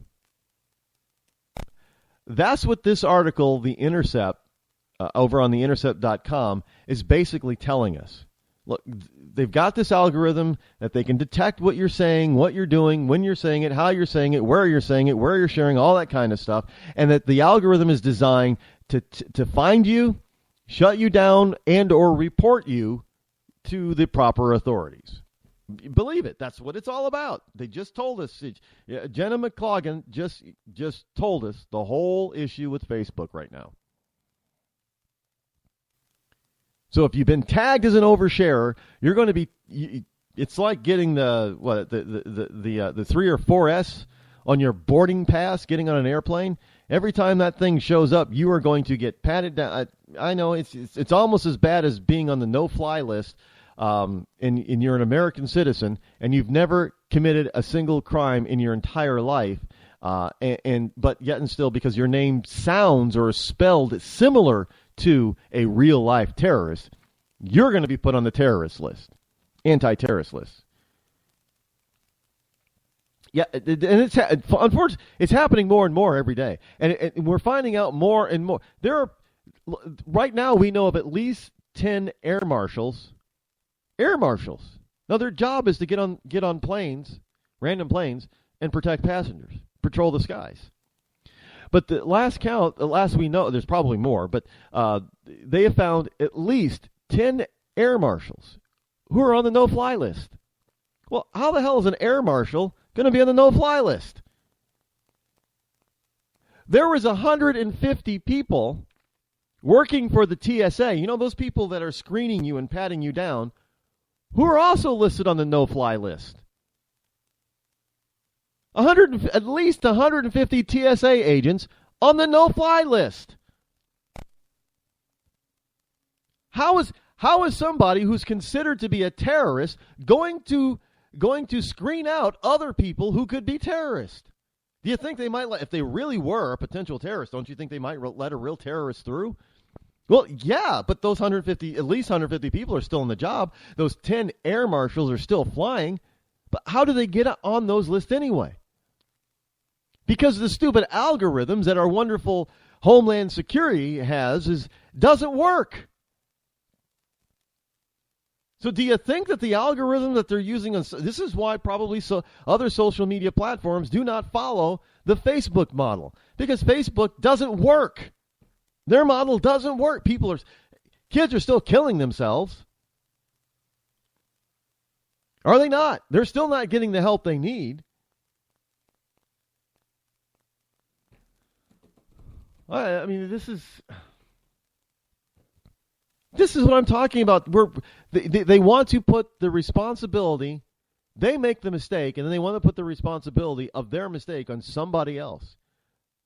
And then when they do something that is halfway decent, they want nothing but accolades. Oh, give me a pat on the back. We caught 9 out of 10 terrorists. Oh, but we let all 10 in the United States, but we caught 9 of them. Yeah, well, that's not something you should be proud of.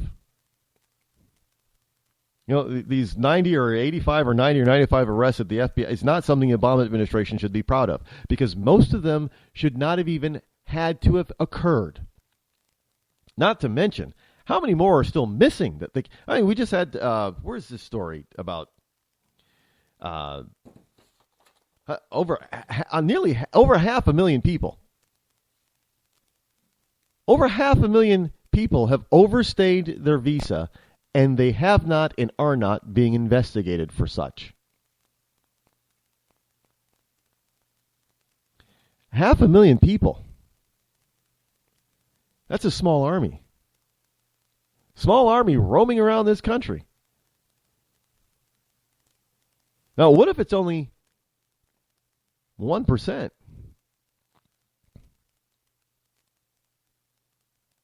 Well, it's not 5 people. It's like 50, 500.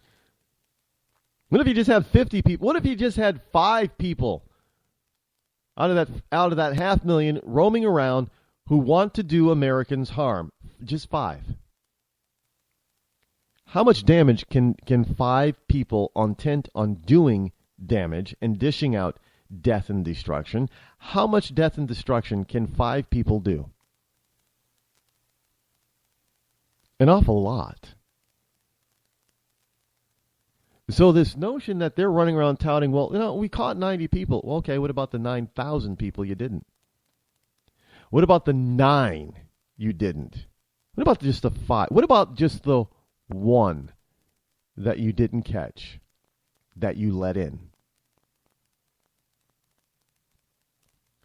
We let in what's-his-face out in Bernardino, California, right? 14 Americans lost their lives. And yet, some of you cruise people want to call Sarah Palin names for supporting Trump.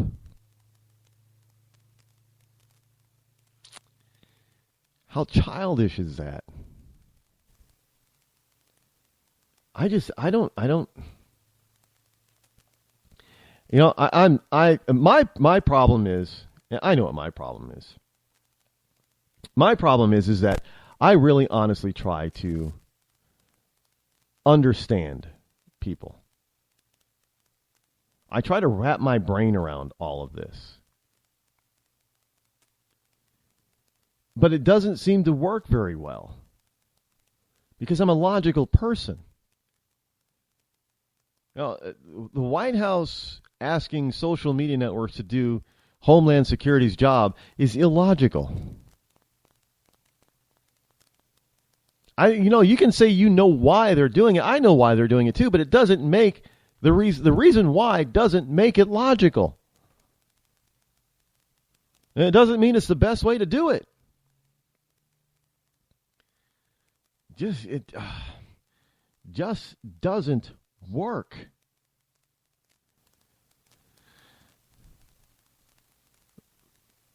Oh, yeah, well, whatever. Speaking of, there is another person out there who's clamoring and shouting for people to grow up, and his name is Boz Bemagaboy.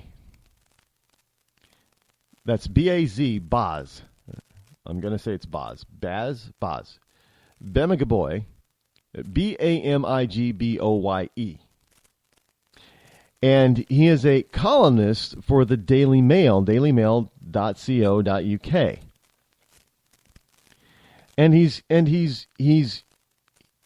commenting, his latest piece is commenting on U.S. showbiz. Did you know that the UK, one of their major publications focuses on United States Hollywood, basically, show business. New York City, Broadway, and Hollywood, show business. I don't know why the UK would do that. But anyway, this guy, Boz Bemagaboy, I don't know if I'm pronouncing his name correctly or not, but Boz is black. Now, I'm going to, with the name Boz Bemagaboy, I'm going to assume that he's probably, he could be, I don't know anything about him. He could be a direct African immigrant to the UK. That's possible. He could be from South Africa or something. I don't know. But anyway, he's saying, and this is the his lengthy title to his column. Oh, do stop whining about the Oscars being too white as Hollywood snubs black actors. Our star columnist Boz Bemagaboy says, sorry, old chap. Most aren't good enough this year for an Oscar. Now, I don't know if he's got a British accent or not, but there you go. But that's always been... what is there? The people want quotas for everything. Still, are there? Okay, so we have the Oscars and we have 100 categories. So, blacks have got to win 16% of that? Because what are blacks? So it's 16%, 13% of the population. So whatever the percentage they are of the population. Okay, the way they do the numbers on the left, it means that to be roughly, let's be rough with the numbers. Let's just say that, blacks are 10% of the population. Well, according to, the Rainbow Coalition and Jesse Jackson and all those other wonderful anti-racist types of people, in order to prove that you're not racist and to do something fair, in other words, I know blacks are only 10%, but you know what? They got to get 20%, double, their fair share in order for everything to be fair. So let's just say there's 100 categories out there that get nominated and people win on, and 10% of the actors are black. So that means that 20 of those nominees, according to these wonderful people who are anti-bigoted, have to go to black actors and people and producers, that type of. 20 of the Oscars have to go to a black person. That's their thinking. They're even though they only make up 10%, they got to get 20 of the awards. That's how stupid that is. But you can't make these idiots see that. Well, they don't want to see it for one, but that's just kind of acting. I didn't get any nominations. I didn't want to go. I'm sorry, Jada. Stay home then. You hear that, girl? Stay home. At this particular juncture, I don't care how pretty you are. I'm glad I'm not the one that has to put up with you every day. Will Smith is a much stronger man than I am, evidently, if he can put up with that on a daily basis. Way to go, Will. I'm just, I know I'm probably going to get blasted for that one, but I mean, come on. Now we got to have quotas. We got to bring quotas. Doesn't matter how good you are. You just because you're simply this skin color or this skin hue, you get special treatment. Hey, the LGBT community learned their lessons well, didn't they?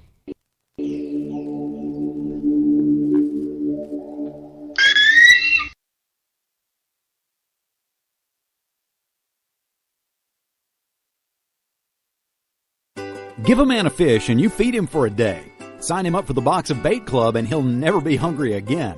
The Box of Bait Club is a brand new dream come true for every fisherman. Something new and different in your tackle box every month. Every month, another excuse to get outside and do what you love. Don't let this one get away. The Box of Bait Club is currently accepting a limited number of pre-orders with subscriptions starting at $39.95 per month. Find out more now. Log on to boxofbaitclub.com. I'm just so happy my father had a chance to see his kids before he passed. I just want to say thank you. When her father fell ill, the American Red Cross was able to help get Veronica's brother home from the Navy to speak to his father one last time. It's thanks to your donations that we can connect military families when they need it most. Please donate today at redcross.org. When our water heater broke down last month, it was a nightmare. It took 5 hours for the plumber to show up, and he charged us a couple of $100 just to come out. Then it cost another $1,800 to put in the new water heater. By the time it was all said and done, I felt like I'd been taken. But what else could I do? The smartest thing you can do is get a home warranty from American Residential Warranty. Their home warranties pay to repair or replace all your major appliances when they break, and they will break, and at the worst possible time. Call American Residential Warranty right now for free information on home warranties starting at just pennies a day. Don't wait for your refrigerator to stop running or your ceiling fans to stop turning. Call American Residential Warranty right now. Ask how you can save up to 50% on washer and dryer coverage. Just call 1-800-616-8010. That's 1-800-616-8010. Again, 1-800-616-8010. Call now. Are you tired of commuting to a job that makes someone else rich? Working harder than ever, but getting nowhere? Do you hate spending hundreds of dollars every week on daycare? Having someone else raise your children? With our opportunities, you can start earning money as soon as next week. You get to be the boss, work from home, and live a happier life. At Be the Boss Network, you'll find hundreds of work-from-home opportunities that you can literally start today and be earning money as soon as next week. Go to freedom133.com and start earning money as soon as next week. You get to be the boss. Get out of the rat race. Work from home. Go to freedom133.com right now and change your life today. That's freedom133.com. Go to freedom133.com and start earning money as soon as next week. You be the boss. Go to freedom133.com.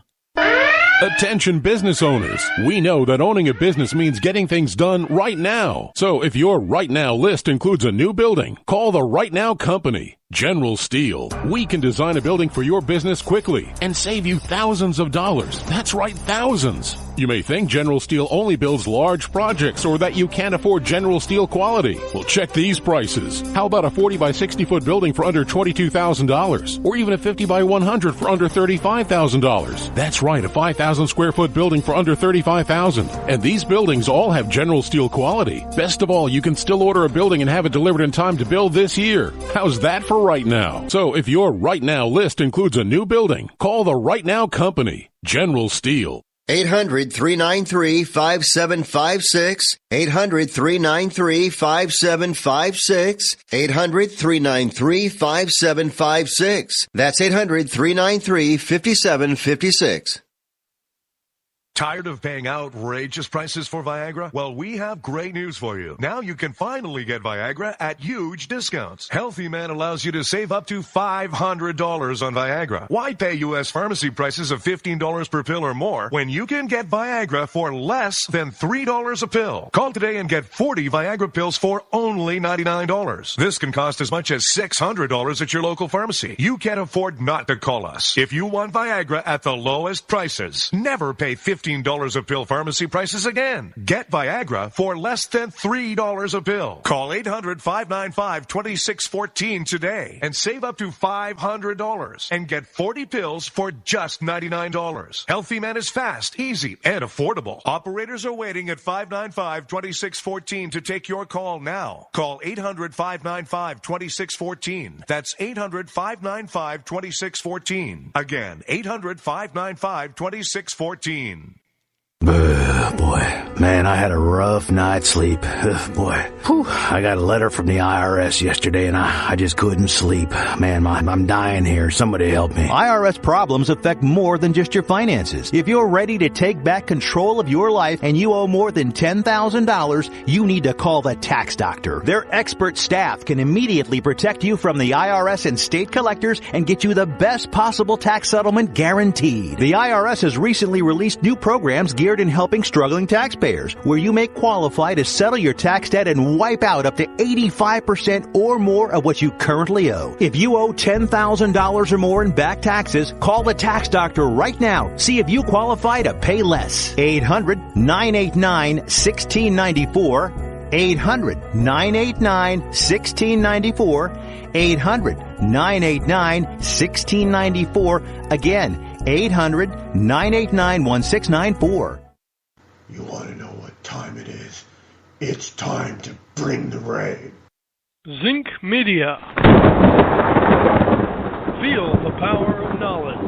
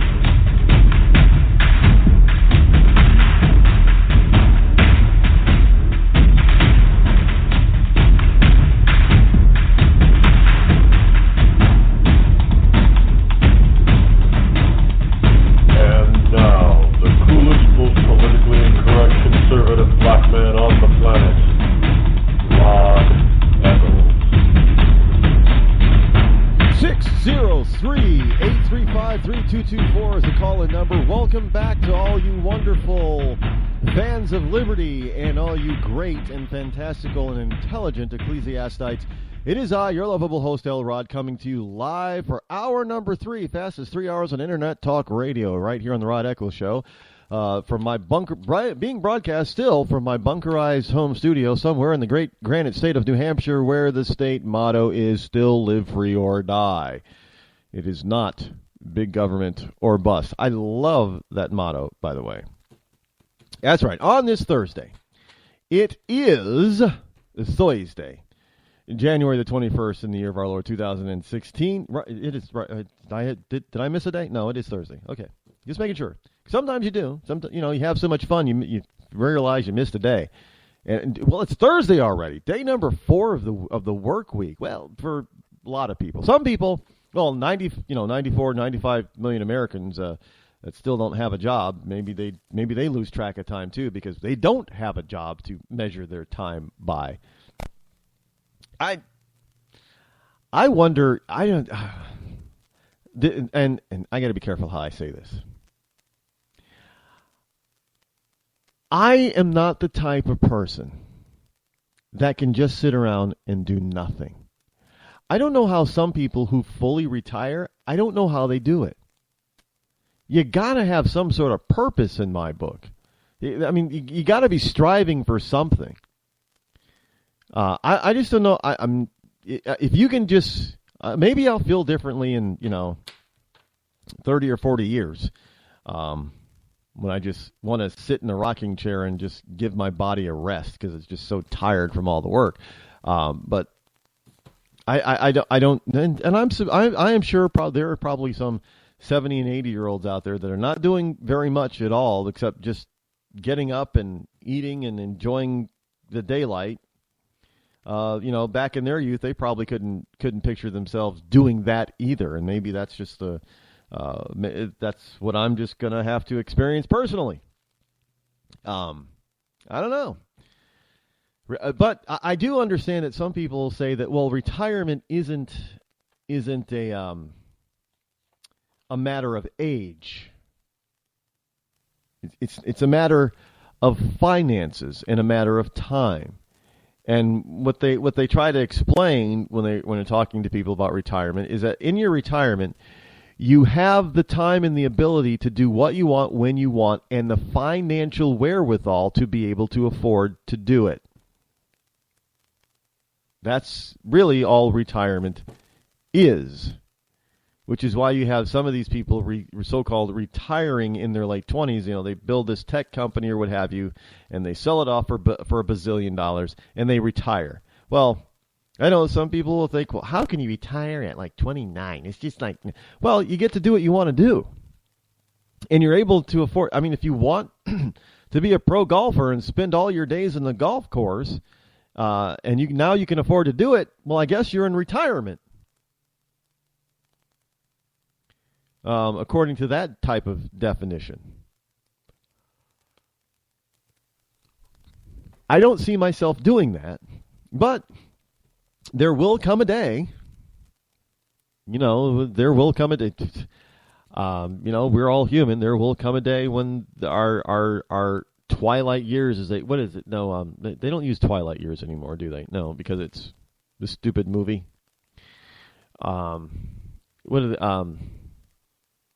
Your autumn years. I love how they put that. Your autumn years. Your autumnal years. Okay. Anyway, folks, welcome back. I know we cover all kinds of crapola here on the Rod Eccles Show. Stuff that's going to affect you somehow, some way. Stuff that just to make you think and use your logical brain. Here's something from Earl Hall. And he kind of echoes what I've been saying about this whole... Because, look, this Hollywood thing, the Hollywood Oscar thing, is a microcosm of what the overall problem and issue is. Now, he goes on to say that some blacks say that Oscars are too white. But then they snicker at the idea that the BET Awards, Black Entertainment Television Awards, are too black. Well, okay, so we can have now. This is where the acceptable liberal double standard comes into play.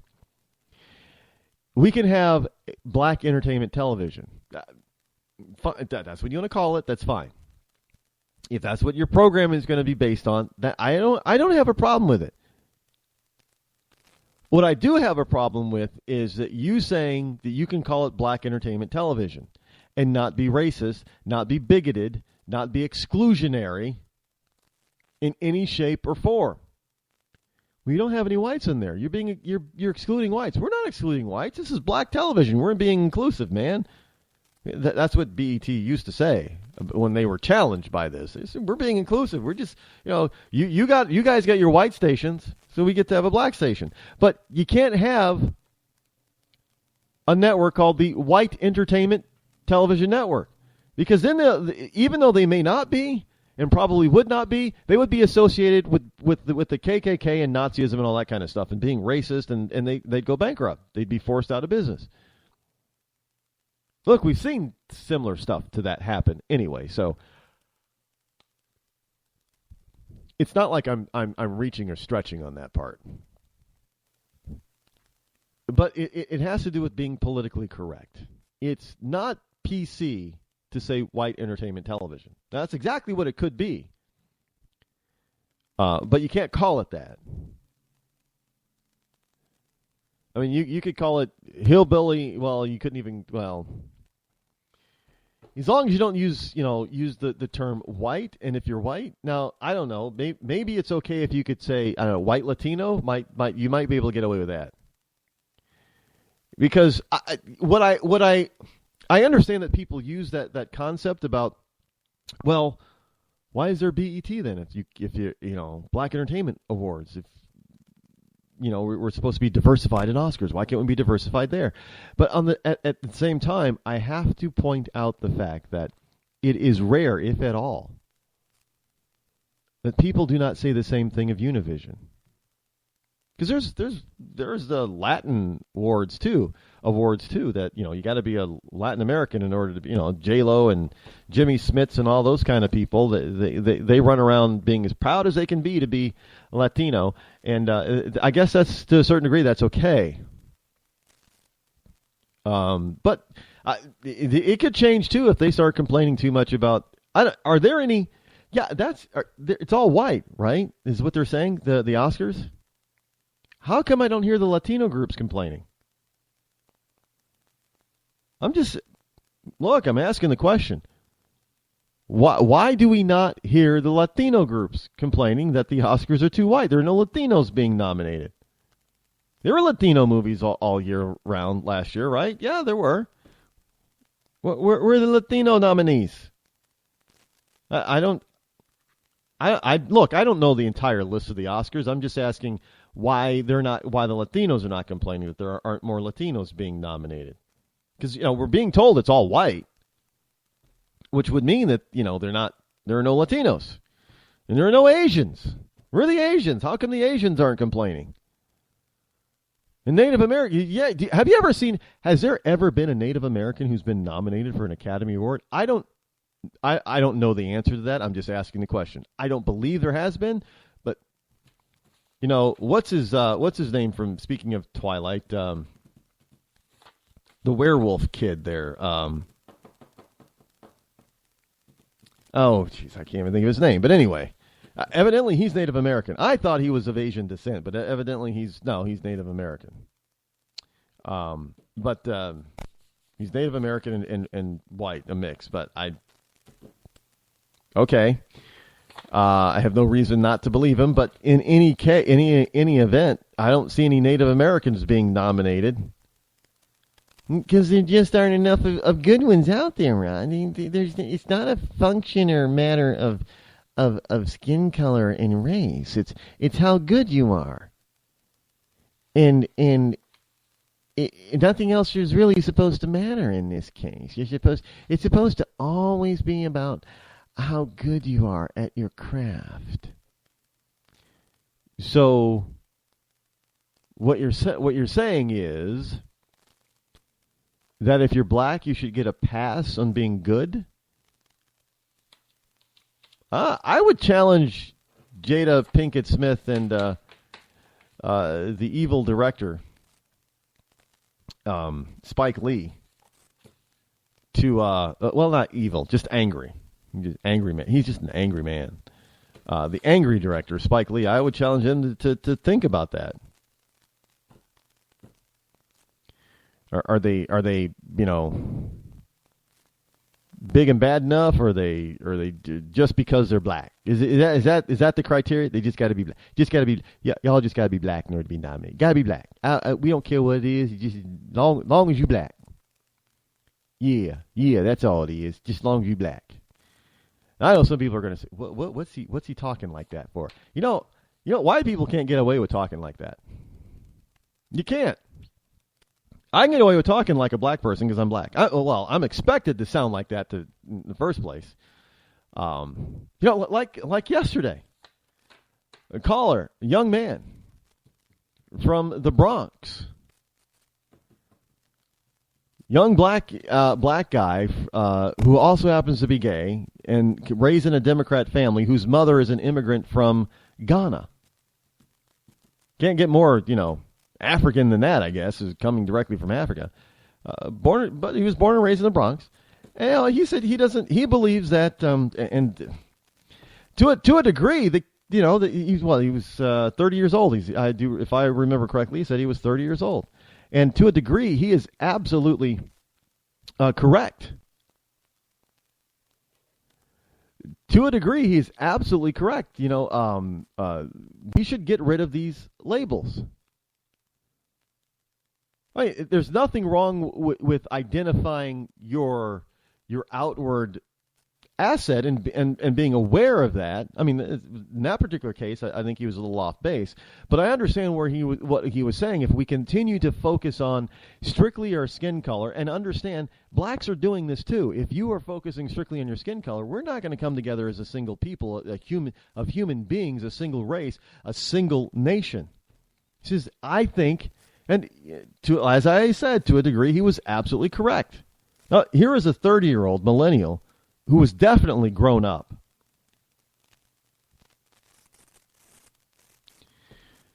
And that he believed that, using these types of systems separates us. Well, I'm black and you're not. To a degree, he is absolutely correct.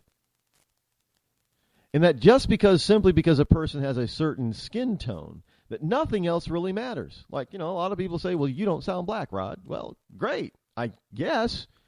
Does that mean I'm not supposed to? Does that mean I'm breaking some sort of, African-American or Negro code? Because there's a lot of whites that don't sound like me. A lot of whites that don't sound. I never hear anybody on a rare occasion, I hardly hear anybody say, "Hey, for a white guy, you don't sound white." But I get it. I hear it all the time. You don't sound black. Well, why is that? So I hear what that young man was saying, and he's got a certain point. And this whole notion that Jada Pinkett is trying to foist on other people. Look, you got what, Jesse Jackson putting pressure on Chris Rock for him to bow out because the Oscars are too white. Well, maybe they knew that at the Academy, and they wanted to balance it out with a black show host. In this case, Chris Rock. Now, frankly, it's hard to get more black than Chris Rock, really. I mean, I guess if Chris Rock were to change his name to Makambi Akwembe, maybe he would. It'd be a little bit different for them over there. I don't know. It's just this whole racial void and fomenting of racial tensions. It mostly comes from the left. Yeah, Jada Pinkett, the lefty. Spike Lee, a lefty.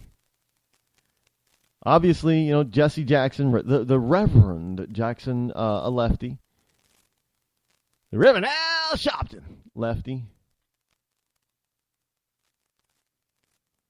Can you see all these left-wing people that they constantly talk about how bad race relations are? And they're the ones that are supposed to be, they're the ones that have the influence and the power in those areas. But yet and still, race relations continue to be terrible to them.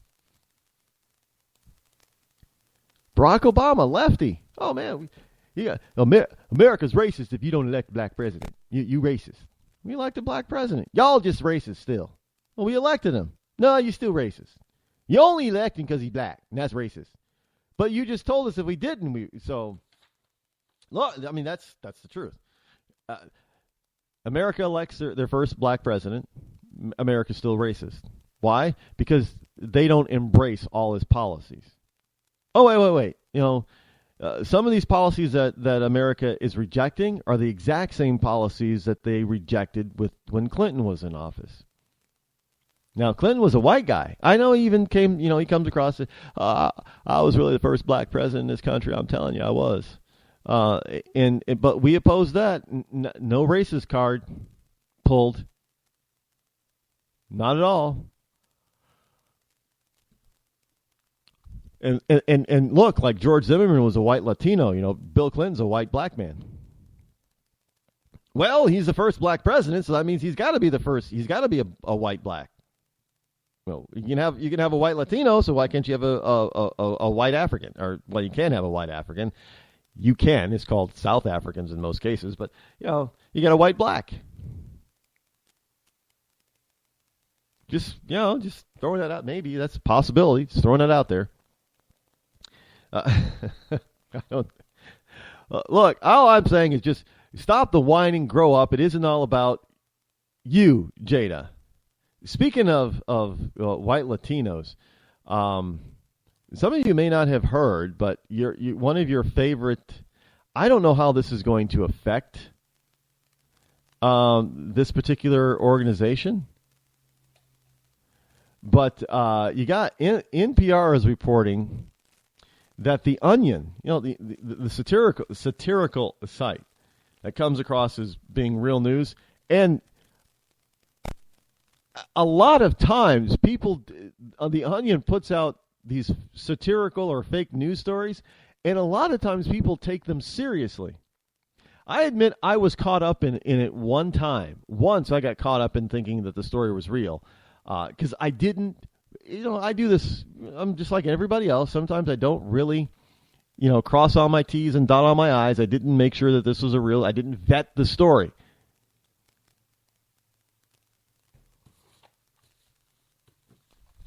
And I passed it off as being real, and it turns out it was a fake story, a faux story from The Onion. And if I had just scrolled down and read the bottom of the meme where it tells you where it's from, I would have seen onion.com and known that it was not real.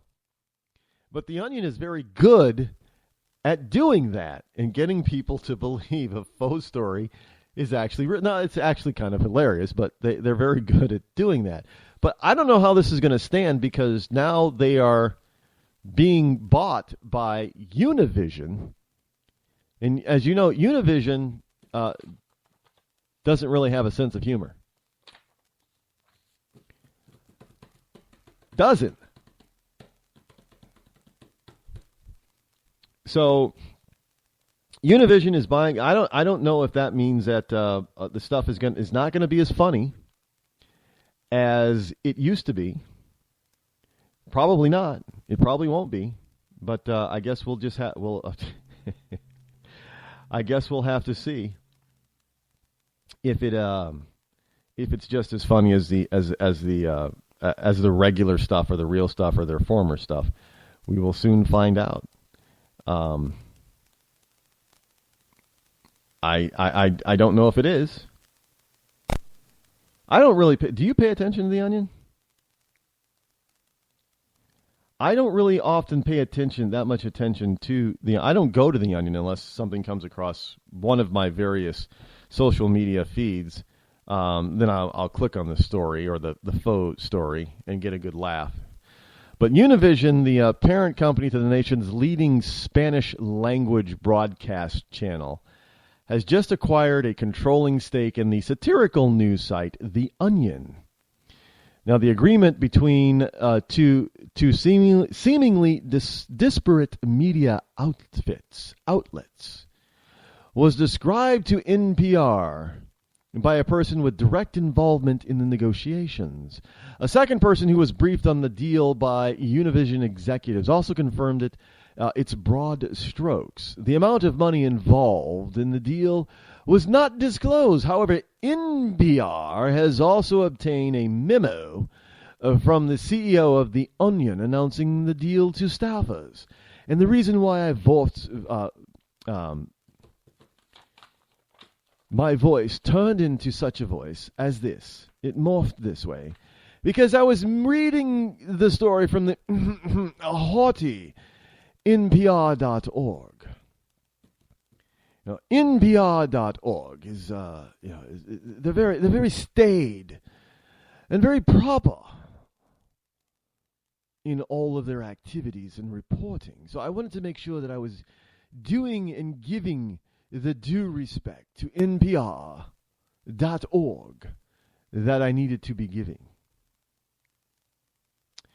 Now, Univision will acquire a 40% controlling stake in The Onion, which includes the site, its influential sister popular culture outfit, the AV Club,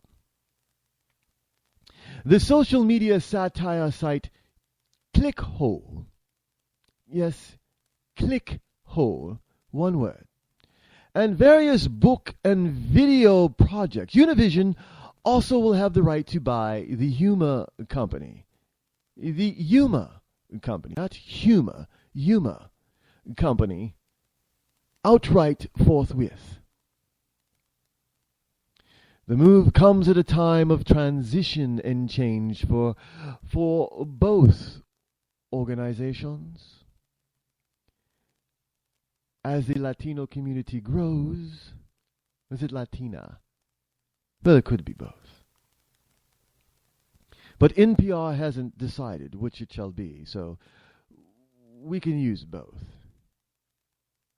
if we so choose. And we don't choose yet, because we're NPR.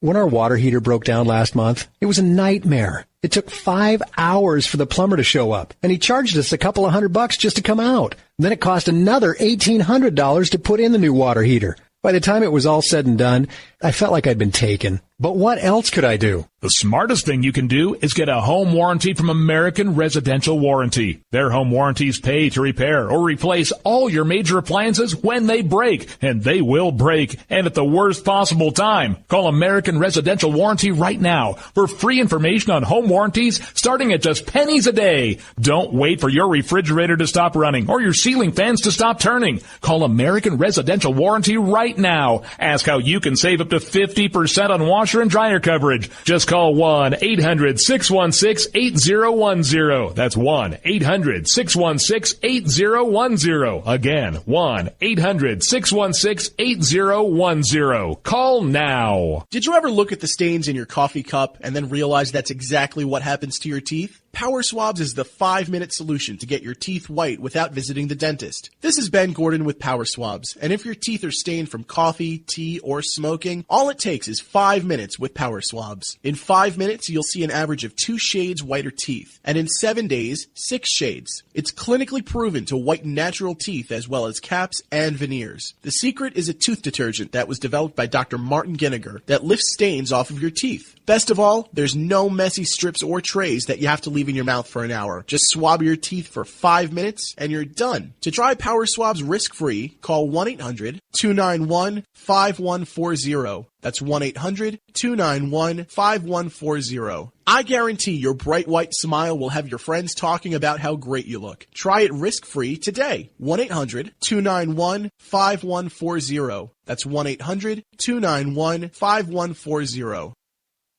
Tired of paying outrageous prices for Viagra? Well, we have great news for you. Now you can finally get Viagra at huge discounts. Healthy Man allows you to save up to $500 on Viagra. Why pay U.S. pharmacy prices of $15 per pill or more when you can get Viagra for less than $3 a pill? Call today and get 40 Viagra pills for only $99. This can cost as much as $600 at your local pharmacy. You can't afford not to call us. If you want Viagra at the lowest prices, never pay $15 a pill pharmacy prices again. Get Viagra for less than $3 a pill. Call 800-595-2614 today and save up to $500 and get 40 pills for just $99. Healthy Man is fast, easy, and affordable. Operators are waiting at 595-2614 to take your call now. Call 800-595-2614. That's 800-595-2614. Again, 800-595-2614. Start training for a new career in as little as 18 days. National EMS Institute's innovative boot camp program will train you for a new career. Learn to respond to emergency situations and become a certified EMT in just 18 days. National EMS Institute guarantees 100% job placement. Visit www.nationaleMSinstitute.com today to learn more about our 18-day boot camp. Or call us at 1-800-497-6732. NationalEMSinstitute.com. When you're ready to take the edge off a hectic day, I suggest you start with a little music from Franz Black. I guess there's lots of ways to look at things that don't seem right. No Worries has just been released on iTunes and Amazon. It's gonna be alright. You can find Franz Black and his music on his website, friendsblack.com. F-R-A-N-Z black.com. It's gonna be alright.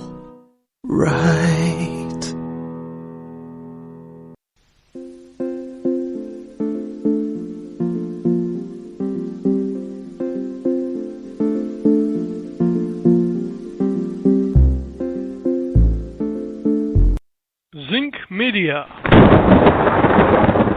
Feel the power of knowledge.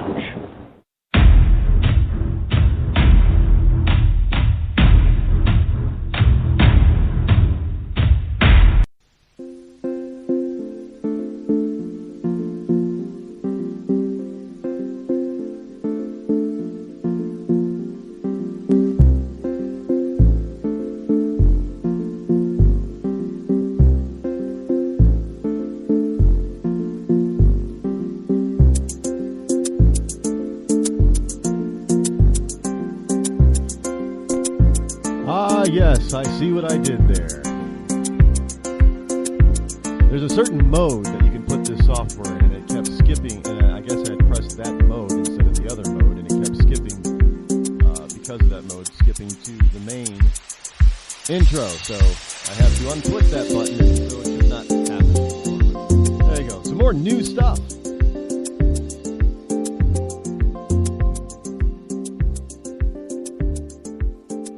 This is probably one of my favorites of them all. You know what? I know this is something I'd probably do like on tomorrow. Tomorrow is Freedom Friday, where we celebrate on a lighter note, lighter tone, going into the weekend. But I happen to like this bumper so much. I love it. It's one of my favorites now. I'm going to play it again. You're going to get to hear the whole thing without me interrupting it this time. It's called, excuse me, the Small Coin Bumper.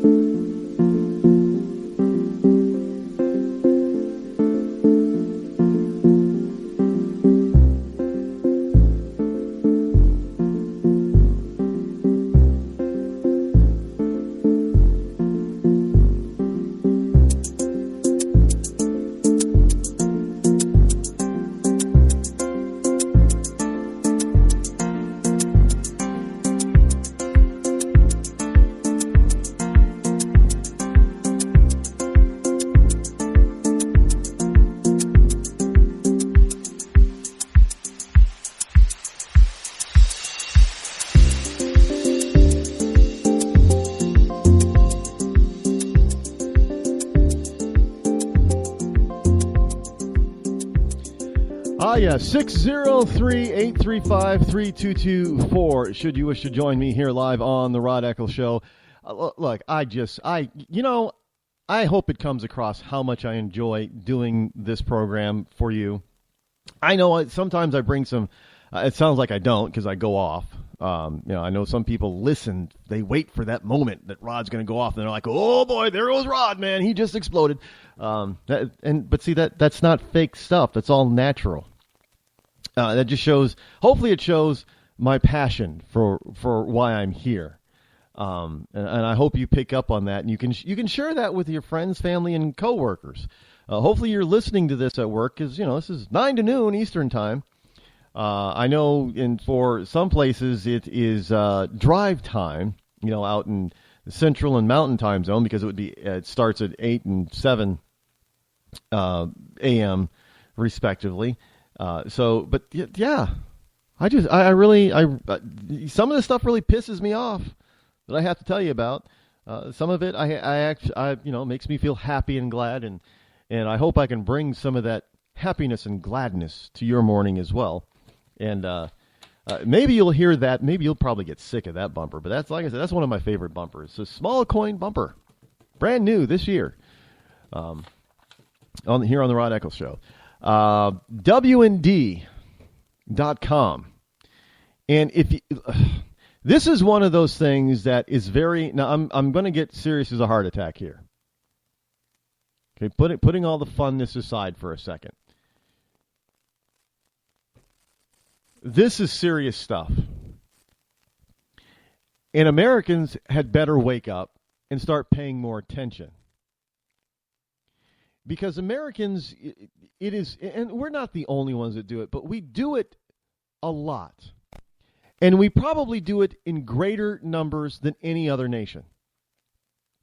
And that is, we pay for our own destruction.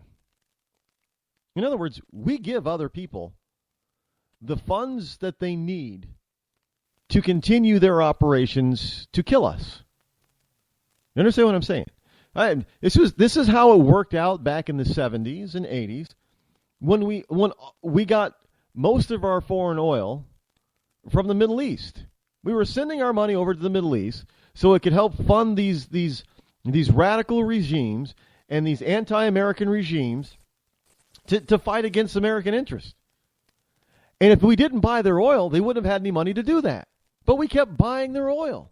And then we'd go, well, geez, we need to do something about them, or we need to go fight them. And we're providing them the funds to fight us.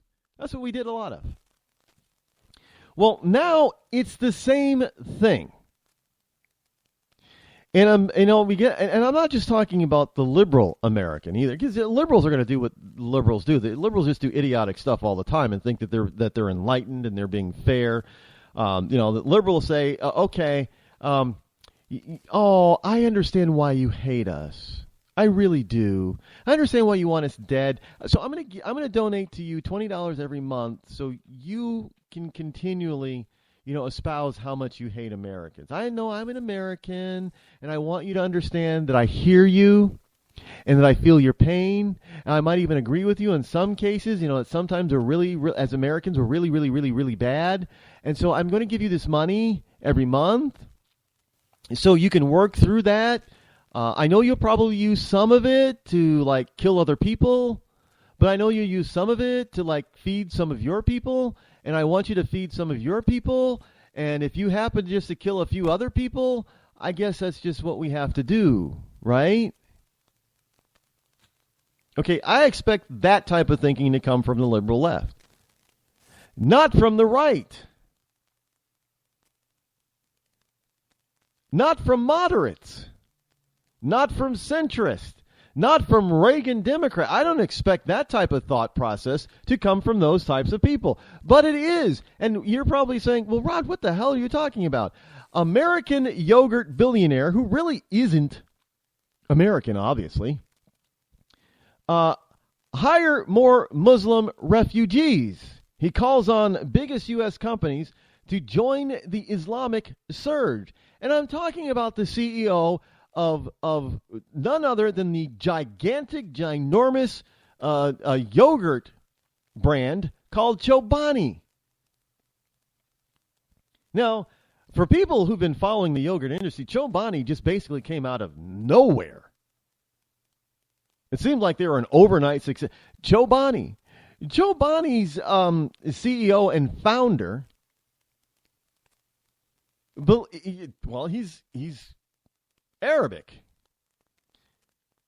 And he believes in certain mantras of the Islamic code that is directly, diametrically opposed to U.S. interests in the U.S. Constitution.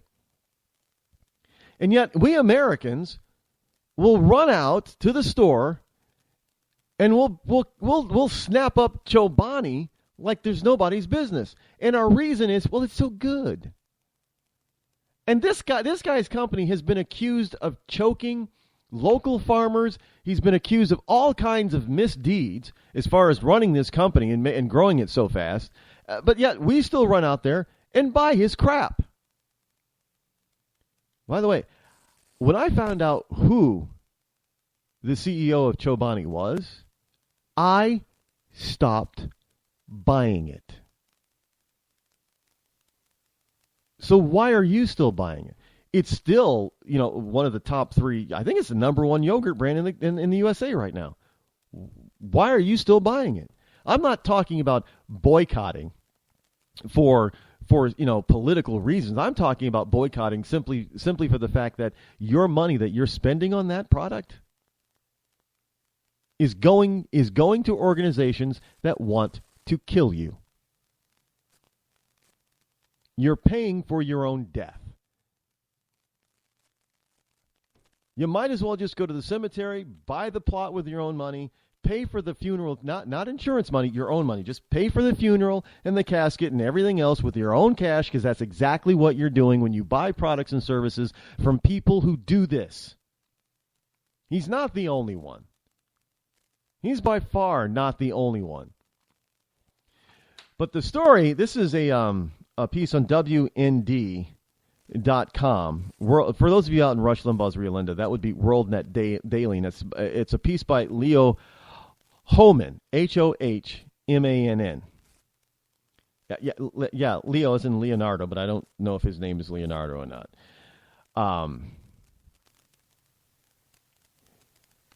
He starts out his piece by saying, ever wonder why the federal government would be sending hundreds of foreign refugees to a relatively small town in Idaho?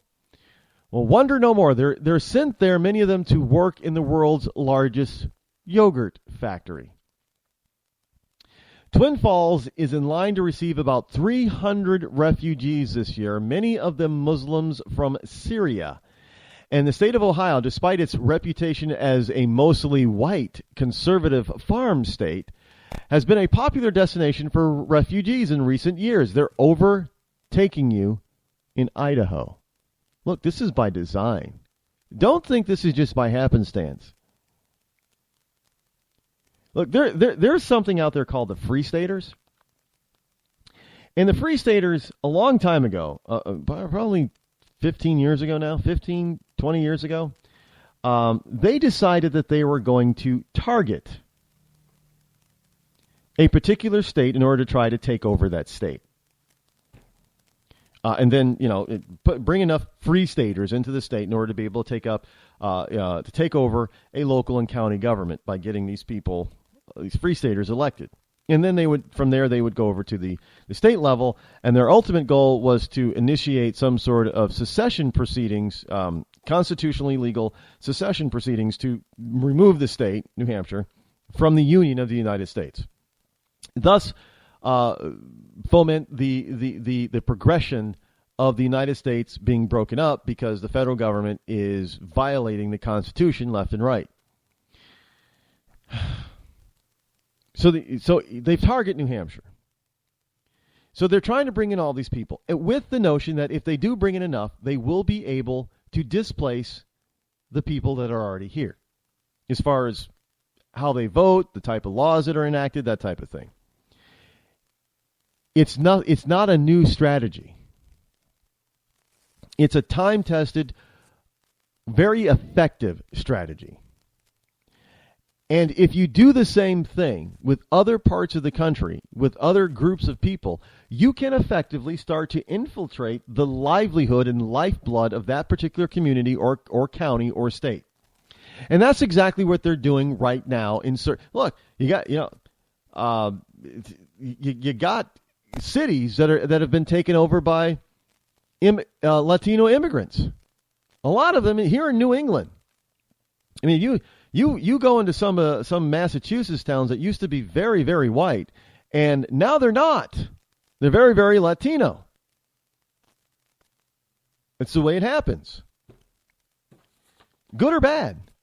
But this is what they're doing with Islamists, especially refugees. They're congregating them all into local clans, if you will, and dotting them all across the country in different places on purpose. Because if you infiltrate those communities, look, there's a city in Michigan now where the council is mostly Muslim because Muslims kept moving into that town. Well, this is what's happening in Idaho. Idaho, they're trying to take over. I'm telling you, they are. Our government is helping them. Well, the Obama administration. So right now, they're going to receive about 300 refugees this year. Many of them from Syria. Now, Boise, Idaho Mayor David Beater has gone on record as a huge supporter of President Obama's welcoming initiative for immigrants and refugees. Look, the same thing has happened in a number of different countries, which now most of them are regretting those decisions. Oh, you got countries like Sweden and Finland and Denmark trying to get rid of them now. I don't want to sound racist or bigoted here, but I'm going to be very politically incorrect right now. because I'm going to use an analogy that is going to infuriate some people. But it is a proper analogy. It is the proper analogy for what's going on right now. You've got countries like Sweden and Norway, especially, that are even willing to try to pay some of these Muslims to leave their country because they can't get rid of them. What is happening is that you are getting Islamists, mostly Muslim, and mostly Arabic, and you know, from Levant, mostly Arabic and mostly Persian.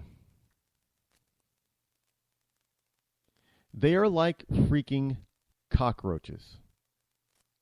You let them infiltrate one particular area, they will multiply, and you will not be able to get rid of them.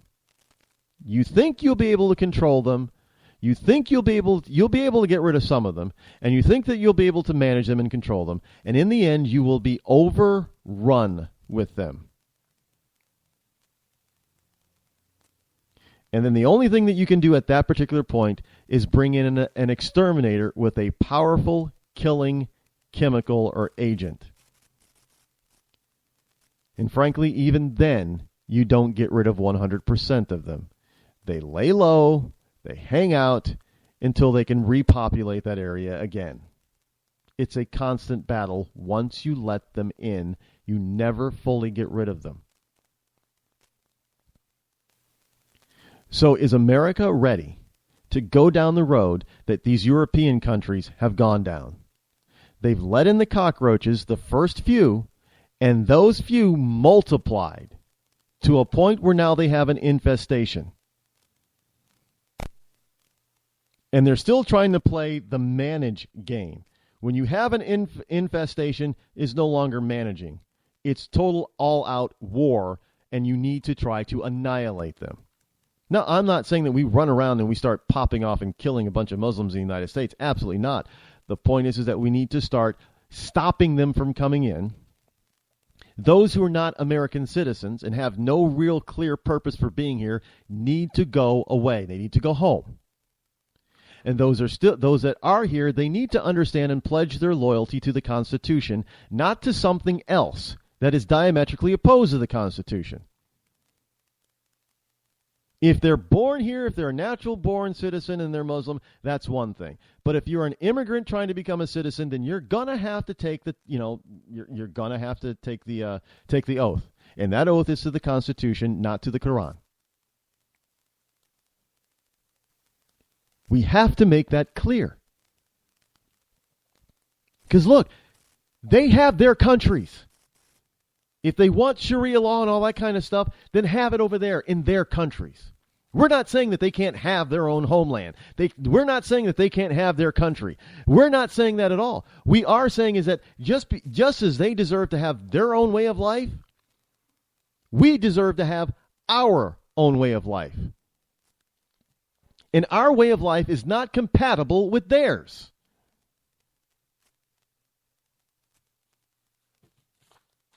Plain and simple. And you want to, if I'm a governor of a state, I would be doing everything within my power in my state's constitution to get rid of them. Now, there's absolutely no excuse for you not to. And I know there's some governors that are. I know there are some governors that are trying to stand up to, but you know what? They need to go even further. They need to take on the federal government. And look, if it means state agents in armed conflict with federal agents, then let it be so. If it means that the governor has to send out the state militia and the state police to stop federal agents from importing these people and endangering the welfare of the citizens of their state, then that's what they need to do. And I guarantee you at some point the federal government is going to back down because they don't want a civil war. And I'm not advocating one. I am advocating that we stand up for our rights. I am advocating that you fully understand that you are the employer and that those who work in the federal government, up to and including the President of the United States, are your employee. They do not get to dictate to you what happens in this country. You're supposed to be the one that dictates to them what happens in this country. That's what I'm talking about, standing up and saying no more.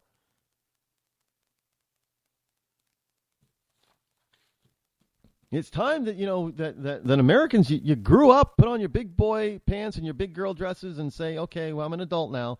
I'm no longer 16. This is no longer high school. I'm no longer, the Bible has that saying.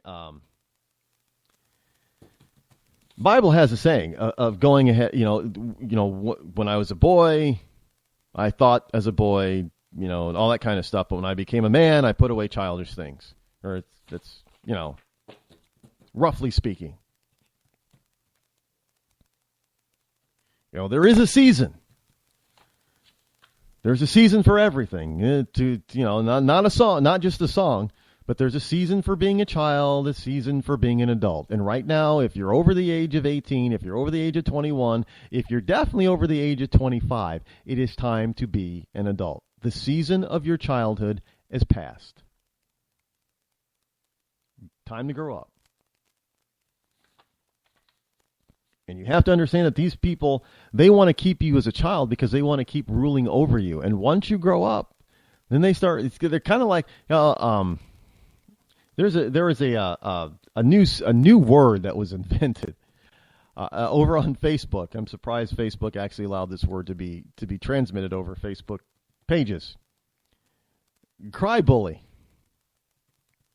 Speaking of Obama. Well, he's going to go out there and cry over certain kids being killed by gunfire, not other kids obviously, but just certain kids. And then he's going to try to bully everybody into his version of gun safety laws. By the way, there's also a story about Loretta Lynch saying that Congress has given Obama the power to basically be a dictator on guns. No, Congress can't do that, by the way. It's called the Constitution. And Congress didn't change the Constitution.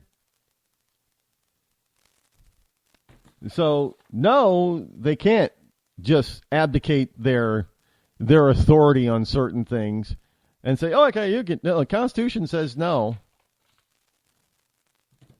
No, they can't. So Lynch says Congress gave Obama the right to dictate gun control, and that's not Congress can't give. This is not a country ruled by men. This is a country that is supposed to be governed by law. And to say that Congress has the right to give its dictatorial control to a single person or a group of people is, one, unconstitutional, and two, just wrong. They never did. There was no vote on giving. There was no law passed giving Obama gun control, dictatorial control. But this woman is the Attorney General of the United States. How sad is that? By the way, Jane Fonda, for you Trumpites out there, Jane Fonda is organizing a Dump a Trump campaign. Yes, Hanoi Jane is back. And this is from Newsmax, by the way. And she's organizing a Dump Trump campaign. Prominent actors, writers, and thinkers joined a Stop Hate Dump Trump campaign to denounce the billionaire Republican's presidential frontrunner, saying he's a threat to the United States. No, he's a threat to the dictatorial dictates and power of those that you support, Miss Fonda. In fact, he's in support of the United States and the United States Constitution when it comes to that regard. He's not endangering it. But that's not where you're going to get from people like Hanoi Jane. Harry Belafonte, of course, all the old standards, Kerry Washington and James Fonda, filmmaker Jonathan Demme, and intellectual Noam Chomsky. Who the hell calls people intellectual? Among those lending their support to the drive to prevent Donald Trump getting into the White House. So again, they're out there fomenting against something instead of telling us why we should be for what we are for. Good grief.